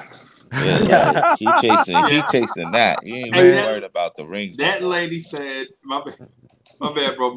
The lady said that Space Jam should have won an Oscar for what they did to LeBron James' hairline. Yeah.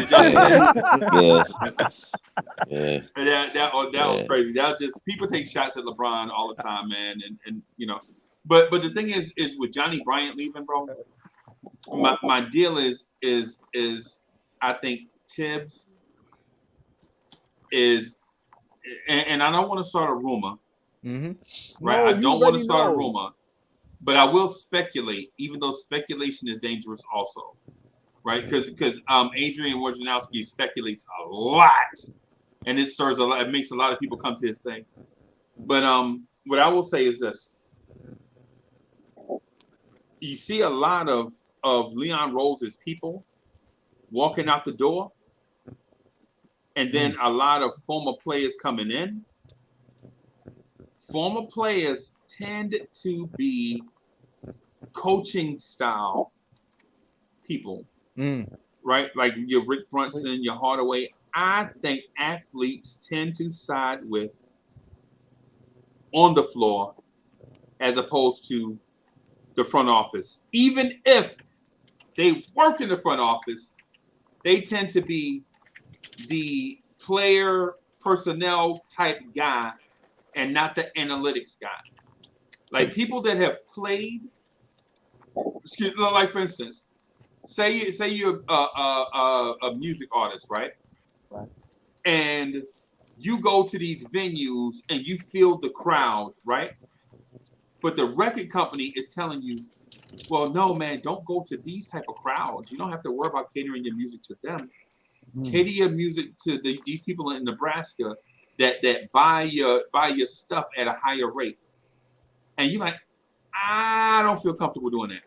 I like the feel of being in the crowd, rocking the mic. I can look them in their eyes, and they can look me in my eyes, right? Because looking people in the eyes means something, right?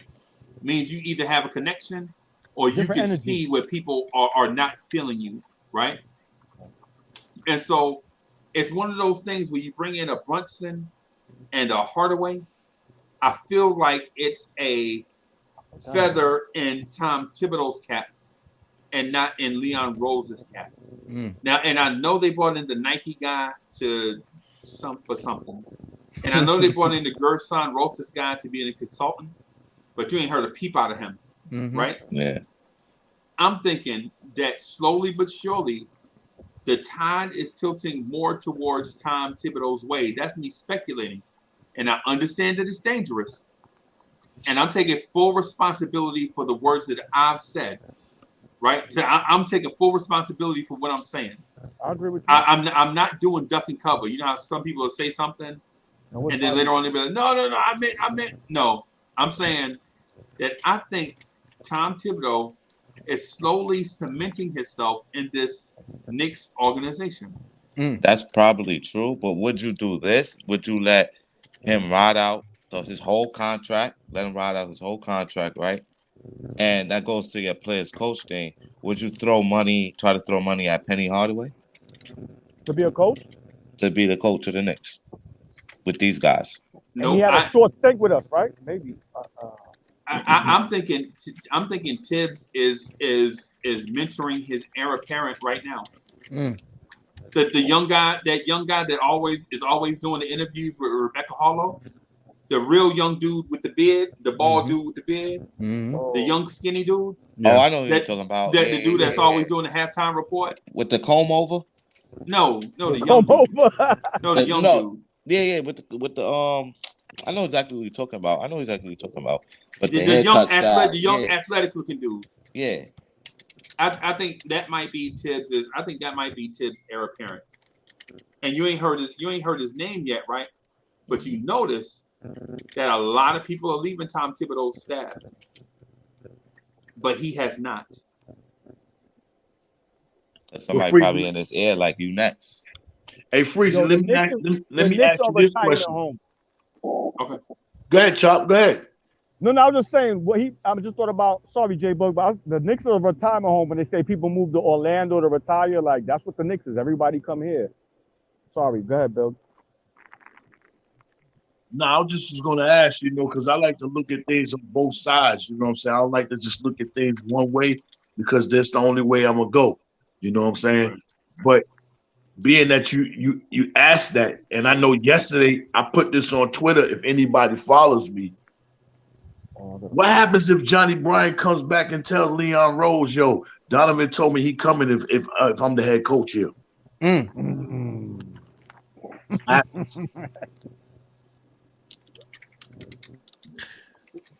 Wow. As bad that man this season has been, one thing I do appreciate is that they're not doing the same thing that Knicks are known for. That if the coach doesn't seem like he's solidified, he gets kicked out, and we have like 10 different coaches in 1 year. I know I'm just exaggerating, but I'm just saying that at least we doing everything in a smart way, not jumping the ship just because everything looks wrong. But nice. That's gonna be our MO if that happens, because how many coaches we run through every season, every other. Yeah, but at the same time, we try, like they trying to change the culture. Like a lot of people, they may be picking up on it or maybe ignoring it, but they changing the culture. Because I'm telling you, if we had the old type of Knicks, Coach Thibodeau jobs would have been in the line already. Like he wouldn't even been here. But see, one thing about Tom's contract, Tom had 3-year guarantee. Yeah. So Tom wasn't going nowhere unless he went to the office and told him, yo, I'm done. He wasn't going nowhere. But now his guarantee is up. Yeah. So if they choose to, they can get rid of him at any point in time, during the season. And they So don't it's look bad. different from last year than this year. Yeah, but so even wait, Bugs. That means that this is already 2 seasons with Tibbs, right? 2.5, 3. like we going to 3 now. Yeah, this is his going third season. But This you year, yeah. Okay. but you see what I'm saying, Jay Buggy. Like back in the days, he has a 3-year. Things doesn't look like it's working out. By 1 year or 2 years, yeah, he's out. We don't even let him fulfill his contract. But non-guaranteed. But the Knicks, the way that they doing it is like, nope. We like as much as we hate it, bite this bullet. We changing the culture. We not gonna be looking like a lost organization. And if it was a bad pick, it's a bad pick. We bite that bullet. But to the moment or to the for them to actually prove that, hey, we effed up by just changing coach, and it's like no coach has fulfilled their contract. It just looked like a bad move for the organization. All right, so let me ask you this one question, and please correct me if I'm wrong. When Julius Randle became an all-star and got whatever you call it, the most improved player of the year, whatever. Yeah. Mike Woodson was still under. Yeah. And everybody else was still right. And now that they're not here, he digressed, right? This whole season. Okay, all right. That's what I want to. But I think the thing with Mike Woodson is, I feel like it would be more or less the same with him, because if y'all remember during the 2013 season, he won off the veterans backs, and the young talent that we had back then, Jeremy Tyler, Torrey Murray, he wasn't giving them no burn, not like that. But listen, remember, J.R. Smith was 6th man of the year under Mike Woodson. Yeah, again, he was giving everybody. He was winning off of the veterans back. He's one of those. Yeah, but he wasn't no Thibodeau though. I think they more or less the same. Because Mike Woodson's style of play. I mean, look what he did with Atlanta. Remember when he was Atlanta? Woodson is not like Tibbs. I'm not sure Atlanta. Yeah, he played Josh Smith and all those guys. Yeah, he played those guys. Like if you think of Woodson is the type of coach that, hey, listen, as much he doesn't want to play young cat and he's doing his thing, he's gonna play the young cat. Yeah, Coach Thibodeau, the way Coach Thibodeau thing is that, yeah, I know he's giving me magic, but I'm still not playing him just because he's still a rookie. Like, come on, man. Okay. Well, let's slide away from Woodson because Woodson right now is in the perfect situation, bro, for him. Yeah. And it would take a miracle for him to come back. Yeah. And coach the Knicks, especially he gone, right? But let's explore this. Let's explore the Julius Randle trade scenario. Right? Trade him while it's hot. Right. So here's the thing. I am not for trading Julius Randle. I'm not. Unless it's lucrative. But I'm against. But okay, Chop, I got you. Let me. Okay. So but I am against passing up something that may be too good to be true. Yeah. Right. I'm not for. Say for instance, I'm not trying to give Randle away, but at the same time, I'm not passing up a Godfather deal. I'm not passing up a deal that I can't refuse. You feel me? Mm-hmm. Now here is something that somebody pitched to me yesterday or last night or this morning. I work third shift, y'all. So when I say yesterday, I be meaning early in the day. Yeah. Really. Uncle Freezy 247 365. Go ahead, baby. 24/7 365. But yeah, here is the trade. The Knicks get Kyrie Irving. No. Brooklyn gets Julius Randle. Brooklyn gets Emmanuel Quickly. And the Dallas 2023 first round pick. And the Knicks get the point guard they have been desperately looking for decades. No. What are y'all thinking? No. I personally like Kyrie. I'm not gonna lie. I'm not gonna be the one to say No, because he sometimes people call you crazy because they don't understand your mind. And his, I know he's a distraction at times, but I like Kyrie. Like his skill is just amazing. No, I take a hard I pass wouldn't on. do that trade. Like I wouldn't do the trade, but I like Kyrie. I'm just gonna say this. Like it's funny, Freezy, because I was thinking about Kyrie and I wanted Kyrie, but just because New York is where he's at, I wouldn't do it because just think of let's say the rules change again. And New York, now you need the vaccine. This is stupid. Sometimes you need the vaccine, but if you a player coming from another state, you don't need the vaccine. But just because Kyrie is playing for the Knicks, and New York rules overturned that whoever plays for the New York organization, you need to have the vaccine. Most likely, we will see another Kyrie play out from last season or this season. So just because of that, no. But be careful. But here's the thing that you have to be mindful of. Not be careful, but be mindful of. We believe that Kyrie Irving is in the last year of a player option. I think Kyrie has a player option or something. Yeah. Right. And so if Kyrie opts out, right? D'Angelo, what's good? What's up, brother? What's up, guys? Man, we chilling, bro. If Kyrie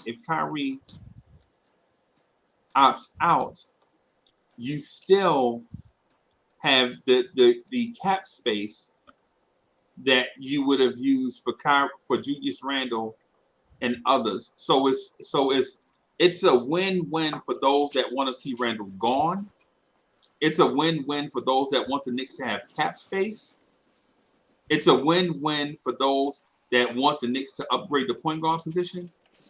The only thing you've given up, and I'm not saying quickly is this in the future. I'm saying quickly is this today. Yeah. The only thing you've given up is a backup combo guard and a late first-round pick for a bona fide Hall of Famer. Still in his prime. It's the circus show that come with it for one. This man. Wait a minute, and who would we get? Who would we get? We get Kyrie, IQ, that's a and Randle. Case. That's another head. I couldn't do it. I couldn't do it. But the head case. I wouldn't do it. I wouldn't do it. I would take not I would trade for Westbrook, but I'll take, and this is me, you know, my stance on Westbrook. Yeah. I'll take Westbrook over Kyrie for the fact that I know Westbrook is going to be on the floor. Yeah. That's the thing I'm looking at. He's going to be on the floor. Kyrie could do all this, but which head case do you want? Do you want Randall's head case giving you the thumbs down? Or do you want Kyrie Irving's head case? I want him out of the tri-state area. I want him out of the tri-state. I don't want to see him over there in Brooklyn. My thing about Kyrie, he gonna be trying to take the whole team flat earth fishing. So you know, and shout out to my man Alawaz who came up with that one. I can't take that. If we win it, though, I'll go fishing on the flat earth too. Yeah, right. Don't get me wrong. I like to watch Kyrie, but the thing is that he's either hurt or it's something else going, bro. And I'm this is what I'm saying. And it's it's too much with him. He just too much baggage, and then we got enough circuit shows going. You prefer sanity over winning? I mean, it's a different kind of sanity. Look, I can't even say that. I mean, look what I'm looking at. His last time he really won was when he was paired up with LeBron. Because I mean, Boston was winning games, but then after that, the wheels fell off that joker. I'm not. It's just too much going on with Kyrie because he be coming in. I don't. You know, he come in. He is it's just too much. It's just me. The other people would like to have him in there, but I just couldn't do Kyrie. Like I said, I would rather, and you know, you've heard me say this on your show and other folks I've talked to before. I deal with Westbrook. If I had to take one, I'd take Westbrook before I take him. At least I know with Westbrook, he's gonna go down there and he's gonna play. Granted, he's gonna be the Shaq and the Fools man of the millennium. I know what he's gonna be bringing, man. I'm just saying. I don't want either one, but if you had to put a gun to my head and say pick one, I'll take Westbrook. I'll take Westbrook. I'll take Westbrook. But would I go for either one of them? No. Yeah. No. Hey, So remember, Kyrie only played 29 games this season. Just saying, if like remember, New York Knicks is in New York. Like was New York and Los Angeles or California in general, I look at them pretty much the same. That they be changing rules in and out like ain't nothing. Yeah, 30 minutes before the game, they'll change a And rule. just like that. And Kyrie Just might be like in the that. position that he's not gonna even end up playing 30 games. He might end up be playing just 20 games. Just the way the rules be looking in New York and California. So just because of that, and I know that Kyrie is the Wait, type those of rules person apply that with Knicks too? no, with the whole Well, try organization. to, yeah, If the whole Kyrie New Like York area. like if it's New Yeah, York, let me tell you something. Like you need to know like which character you actually bring in, because Kyrie has a strong mindset that when he believes one thing, man, It's a he's wrap. gonna he that is over. Ain't Yeah. no convincing that man. Like Yeah. remember, if you want him to get you already know what, and he says no, you better take that to the grave because he's not going to get it. I That's mean, right. look, yeah, that's true. He's not going. I mean, he locked in, and hey, right on, stand your ground, stand on what you believe in. Yeah. But man, we got enough circus shows going on right now. We got enough Bottom and Bailey and all that, man. We got enough. We don't need to bring it in. Can you imagine? I mean, just imagine if they did the trade. Okay, that's gonna be all over the place. And then that first game, Kyrie all of a sudden starts saying that it's too much pollen in the blizzard. And I don't Hey, feel like so playing. figure. So Because you saying that the Knicks right now is like we got the clowns, we got the elephants, we got the seal. We missing that midget clown. So let's get Kyrie, man. yeah. yeah, you said the only thing you missing is the tent. You Yeah, got the man. whole Look. circus. The only thing you And missing you is got the the whole tent, circus. right? Look, man, look, I'm telling you, you got the look, man, you have the seal pop locking and break dancing over there.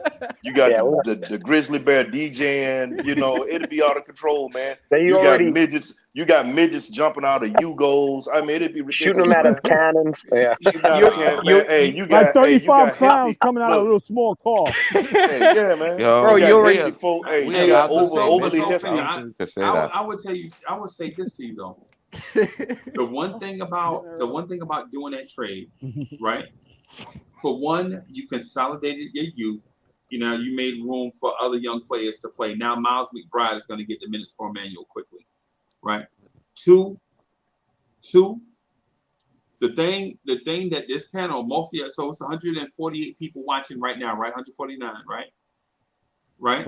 Yep. About 100 of y'all complain all the time about Tom Thibodeau blowing leads in games, right?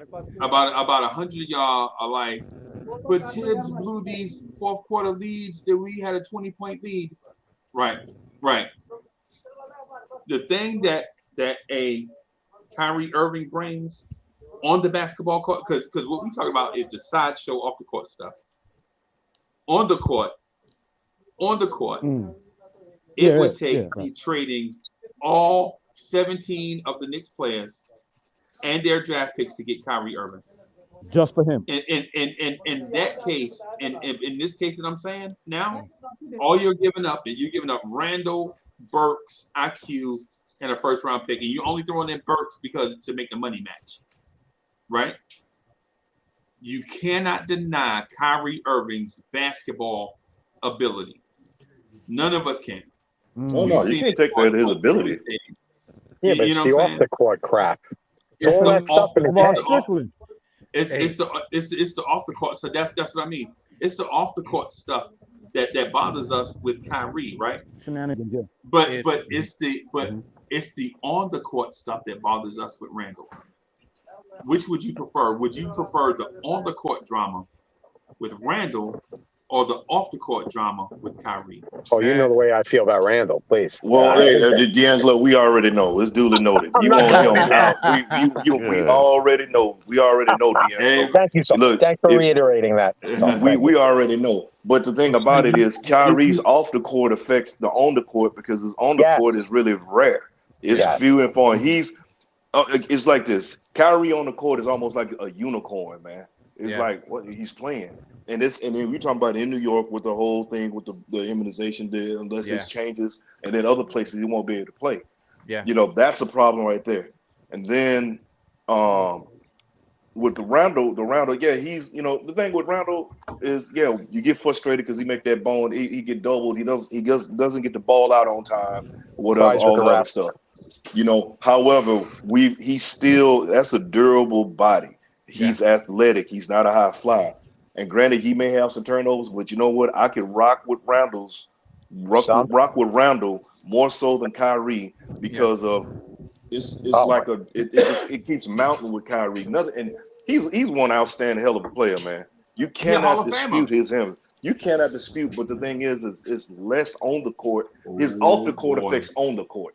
That's what I look at it. I would, me myself, I would try to make a move. You know, first of all, I don't want to. And see, the other thing is, I don't want us to go down the road of. And I see what you're saying, Freeze. That's an option. Just like everybody brought up about a Westbrook option.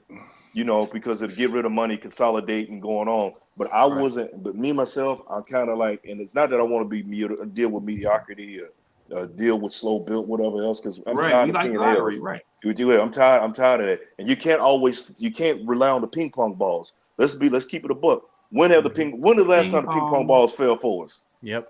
85. Never. Thank you, Patrick Ewing. That's the last time they fell. Other than that, they said they froze the envelopes that time. Yeah. Yeah. So, but the thing is about that. See, there was no ping pong balls, bro. That was the frozen envelope. Yeah. Remember they turned the envelopes in the tumbler. But now we don't have the ping pong balls they're not falling our way. So don't get in the mindset just tank for the draft to get the ping pong because if we had a worse record, we're gonna get the first pick. That's not necessarily true. Don't even think that.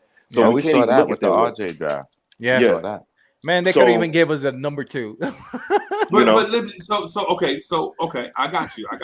Yeah, but what I'm saying is y'all ganging up on Kyrie. I want to defend Kyrie just real quick. Well, no, it's not even this guy. You know, like I'm saying, I'm not that. It's just this is just me from what I'm seeing because the way the way it could go. I can see granted when he's on the court, he's a magician with that ball. The things he can do, you can't take that away.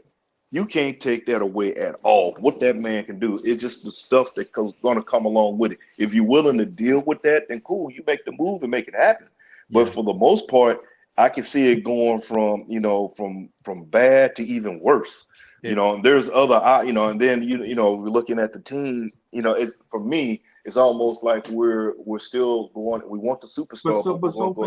But we're talking about Kyrie Irving like he's a 1988 Oldsmobile Delta 88. No. But let me just say this. Mm-hmm. You have an all-star point guard who the year prior they balled out together. KD and Kyrie were formidable together, right? Then you trade for James Harden and take the ball out of Kyrie Irving's hands. And nobody considered how Kyrie felt about being moved from point guard to shooting guard. Kyrie Irving didn't beg the Nets to trade for James Harden. James Harden bullied his way there. Mm-hmm. Right? Mm-hmm. And Kyrie was like, yeah, I'm not playing, man. I'm sick. Mm-hmm. Right? The fans who always live outside the moment, fans are never in the moment. Never. They never consider the domino effect or the butterfly effect of anything.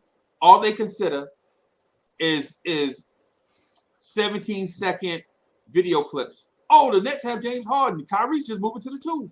Yeah. You know what I'm saying? They never considered how Kyrie felt about playing point guard his entire life and then getting bumped to the 2 because James Harden forced his way to Brooklyn knowing that he was going to force his way to Philly.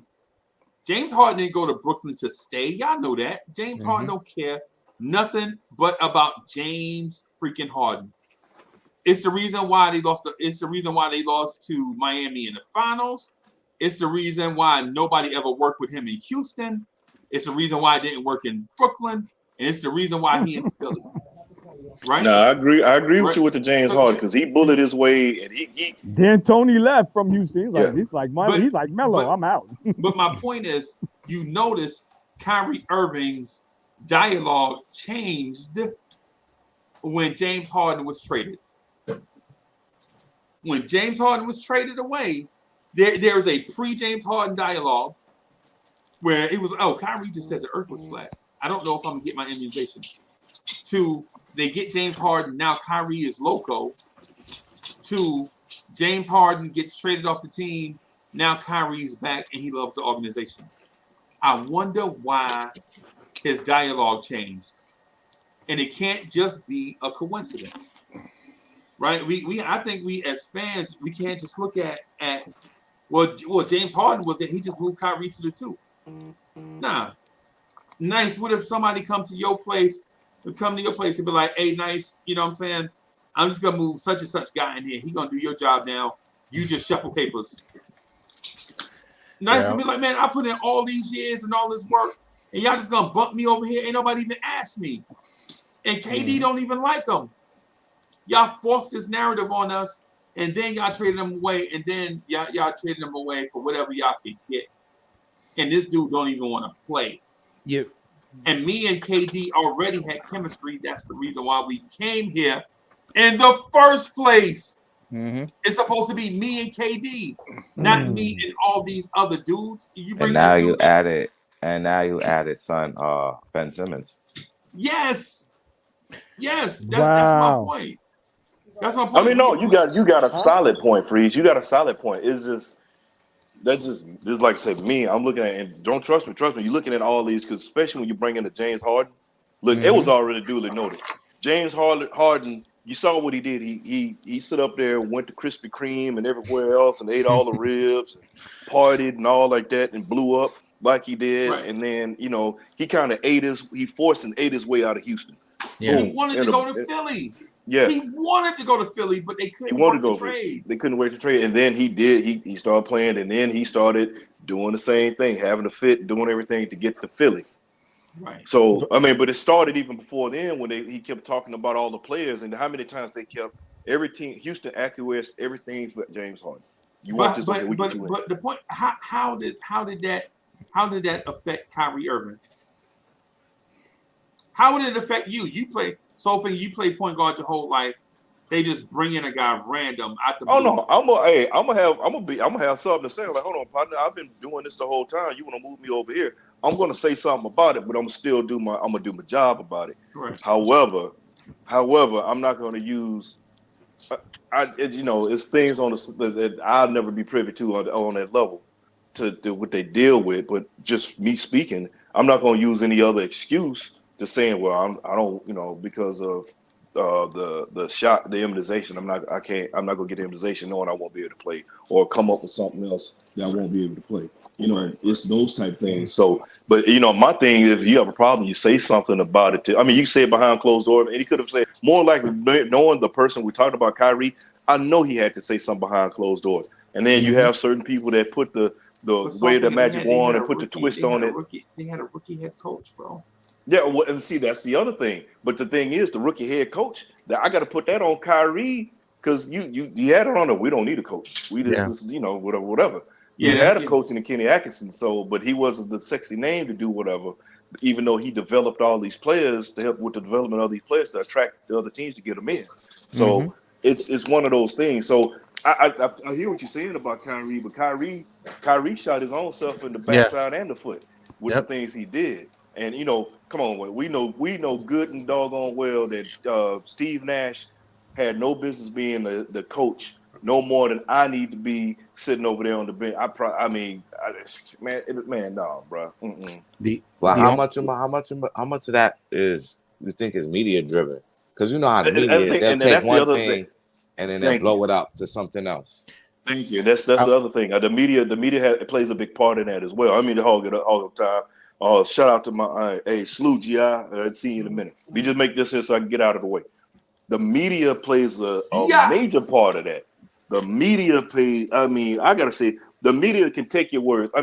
Let's talk about the whole thing with Iverson, the whole practice thing. That became a whole thing because the media chopped. Look, the media chopped and screwed that whole thing. And you can have some of that going on with Kyrie because they will leak out certain things to make people look worse than what they are. Yeah. But other things that you got to look at it's kind of like a history of some of the things that goes on. It's nothing against. Man, look, the talent that Kyrie has is on a whole nother level you'll ever see. The man can take over. He's a killer when he's out there on the court when his mindset. But then you still have him talking about, well, I want to retire. So you kind of don't know. It's kind of like an enigma. Me, myself, I want my sure thing. That's just me. I want to keep spitting. That's the new Rod Strickland. Yeah, and that's the thing. Or all the other stuff. And his injuries, I look at the injuries as well. And we're going to give up whatever we'll get. I don't know. Just me personally, I don't want off the court stuff and on the court stuff at the same time. I'd rather deal with on the court mess that I can clean up and work around. Don't forget, there's in no universe with what the Knicks have, you can offer Brooklyn all 15 of the Knicks players. I'm talking about Randle, RJ, IQ, Obi, Quick, Grimes, everybody. That would never be enough for Kyrie Irving. What Kyrie does on the floor. So, but you saying giving them Randle, Burks, IQ, and the Dallas pick, and they would take it, and you would turn it down? So the only thing that I'm gonna say is, for me, I just gotta quick say, yeah, I would, because it's just me. That's just me. Then some, you got some that's gonna agree. Some may say I'm crazy. Roll why grenade. IQ though? What's that? Why IQ though?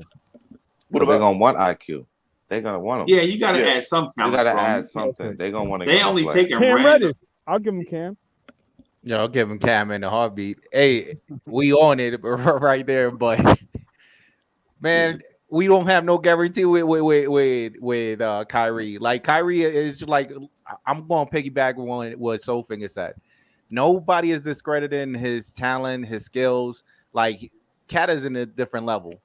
But remember, the Knicks organization, they clear out cap space to get Kyrie and KD. And just because of that, I already have a bad taste with Kyrie after that. Like he should have taken the approach like, yeah, I know they're a bad organization, but I'm a change it up. And he rather change it up with Brooklyn.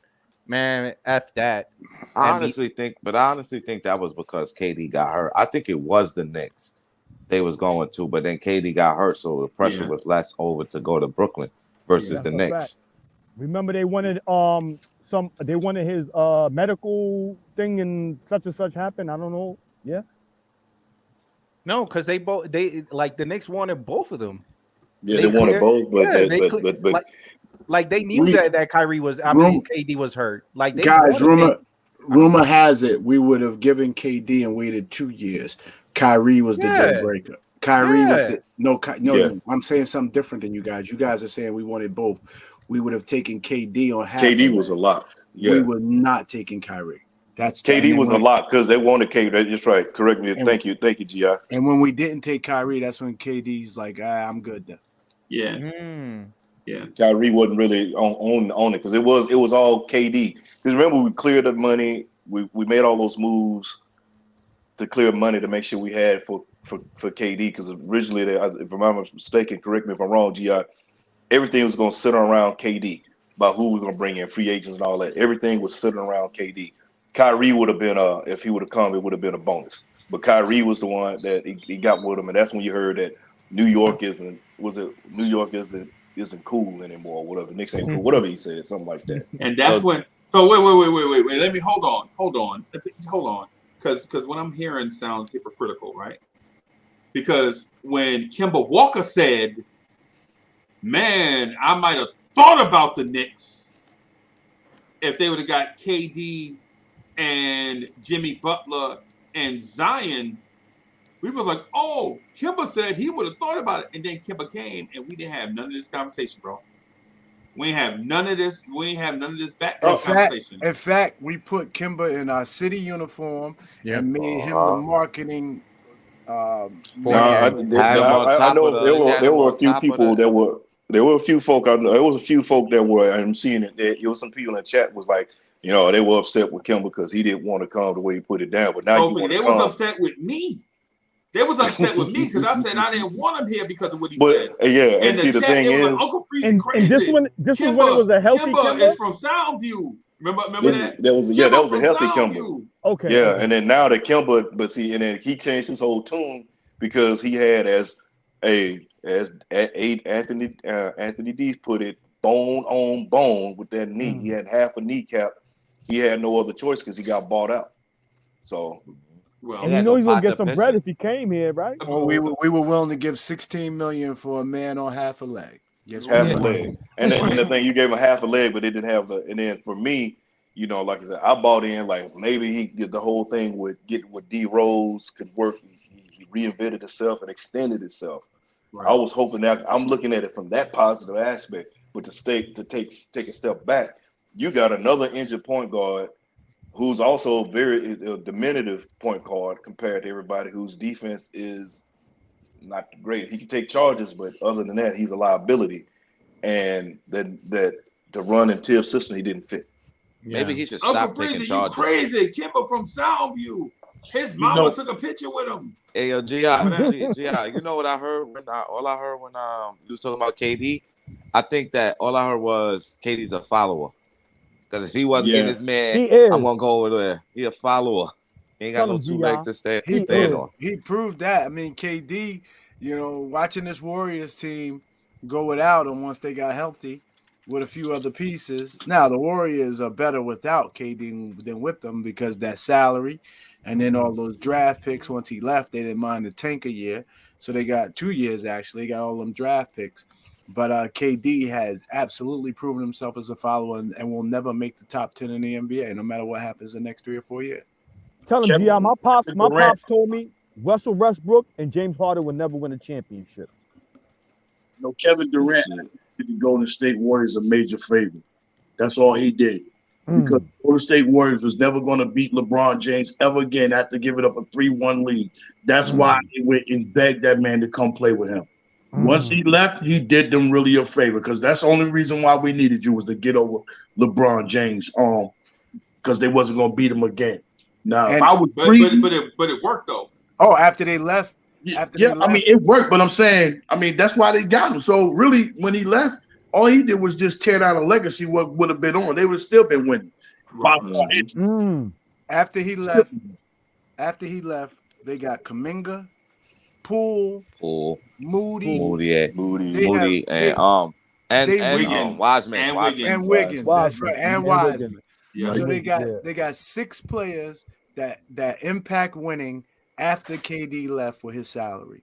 Boy, let me tell you something. The Knicks don't get that lucky. And the Warriors are already built better than the Knicks the next 5 years, and they should be at their end. But they got 3 lottery picks on that aren't even getting minutes in the game. 3. Yes.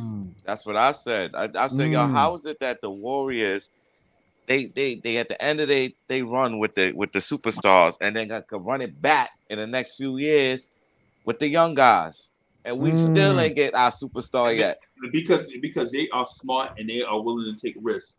And the Knicks, for lack of a better term, are dumb and don't care about taking risks. And that's what Jay Boogie said about the front office.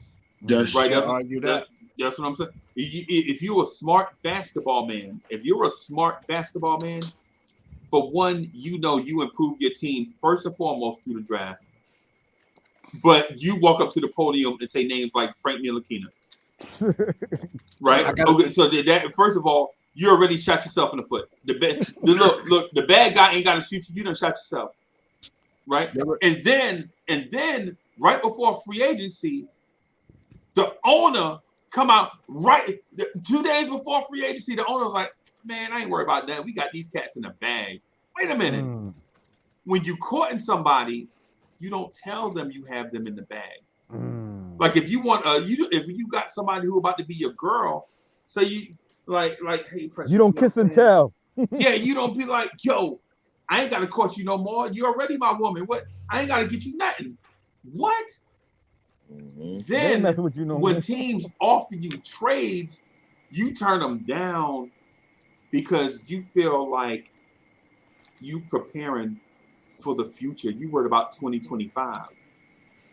What are you worried about 2025 for when you can't win tonight?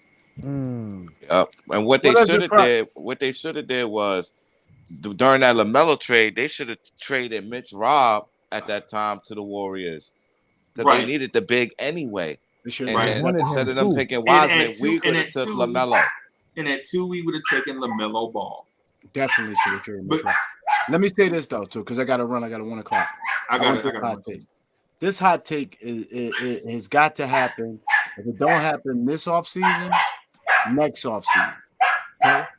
They will trade Klay Thompson for 2 first-round draft picks and a bunch of young players. They'll be set up for the next 8-9 years. Because why pay a Klay $36 million a year and you got all them young boys on the bench? That's why. This is why you can't be afraid of salaries, especially for the right players. They can be moved.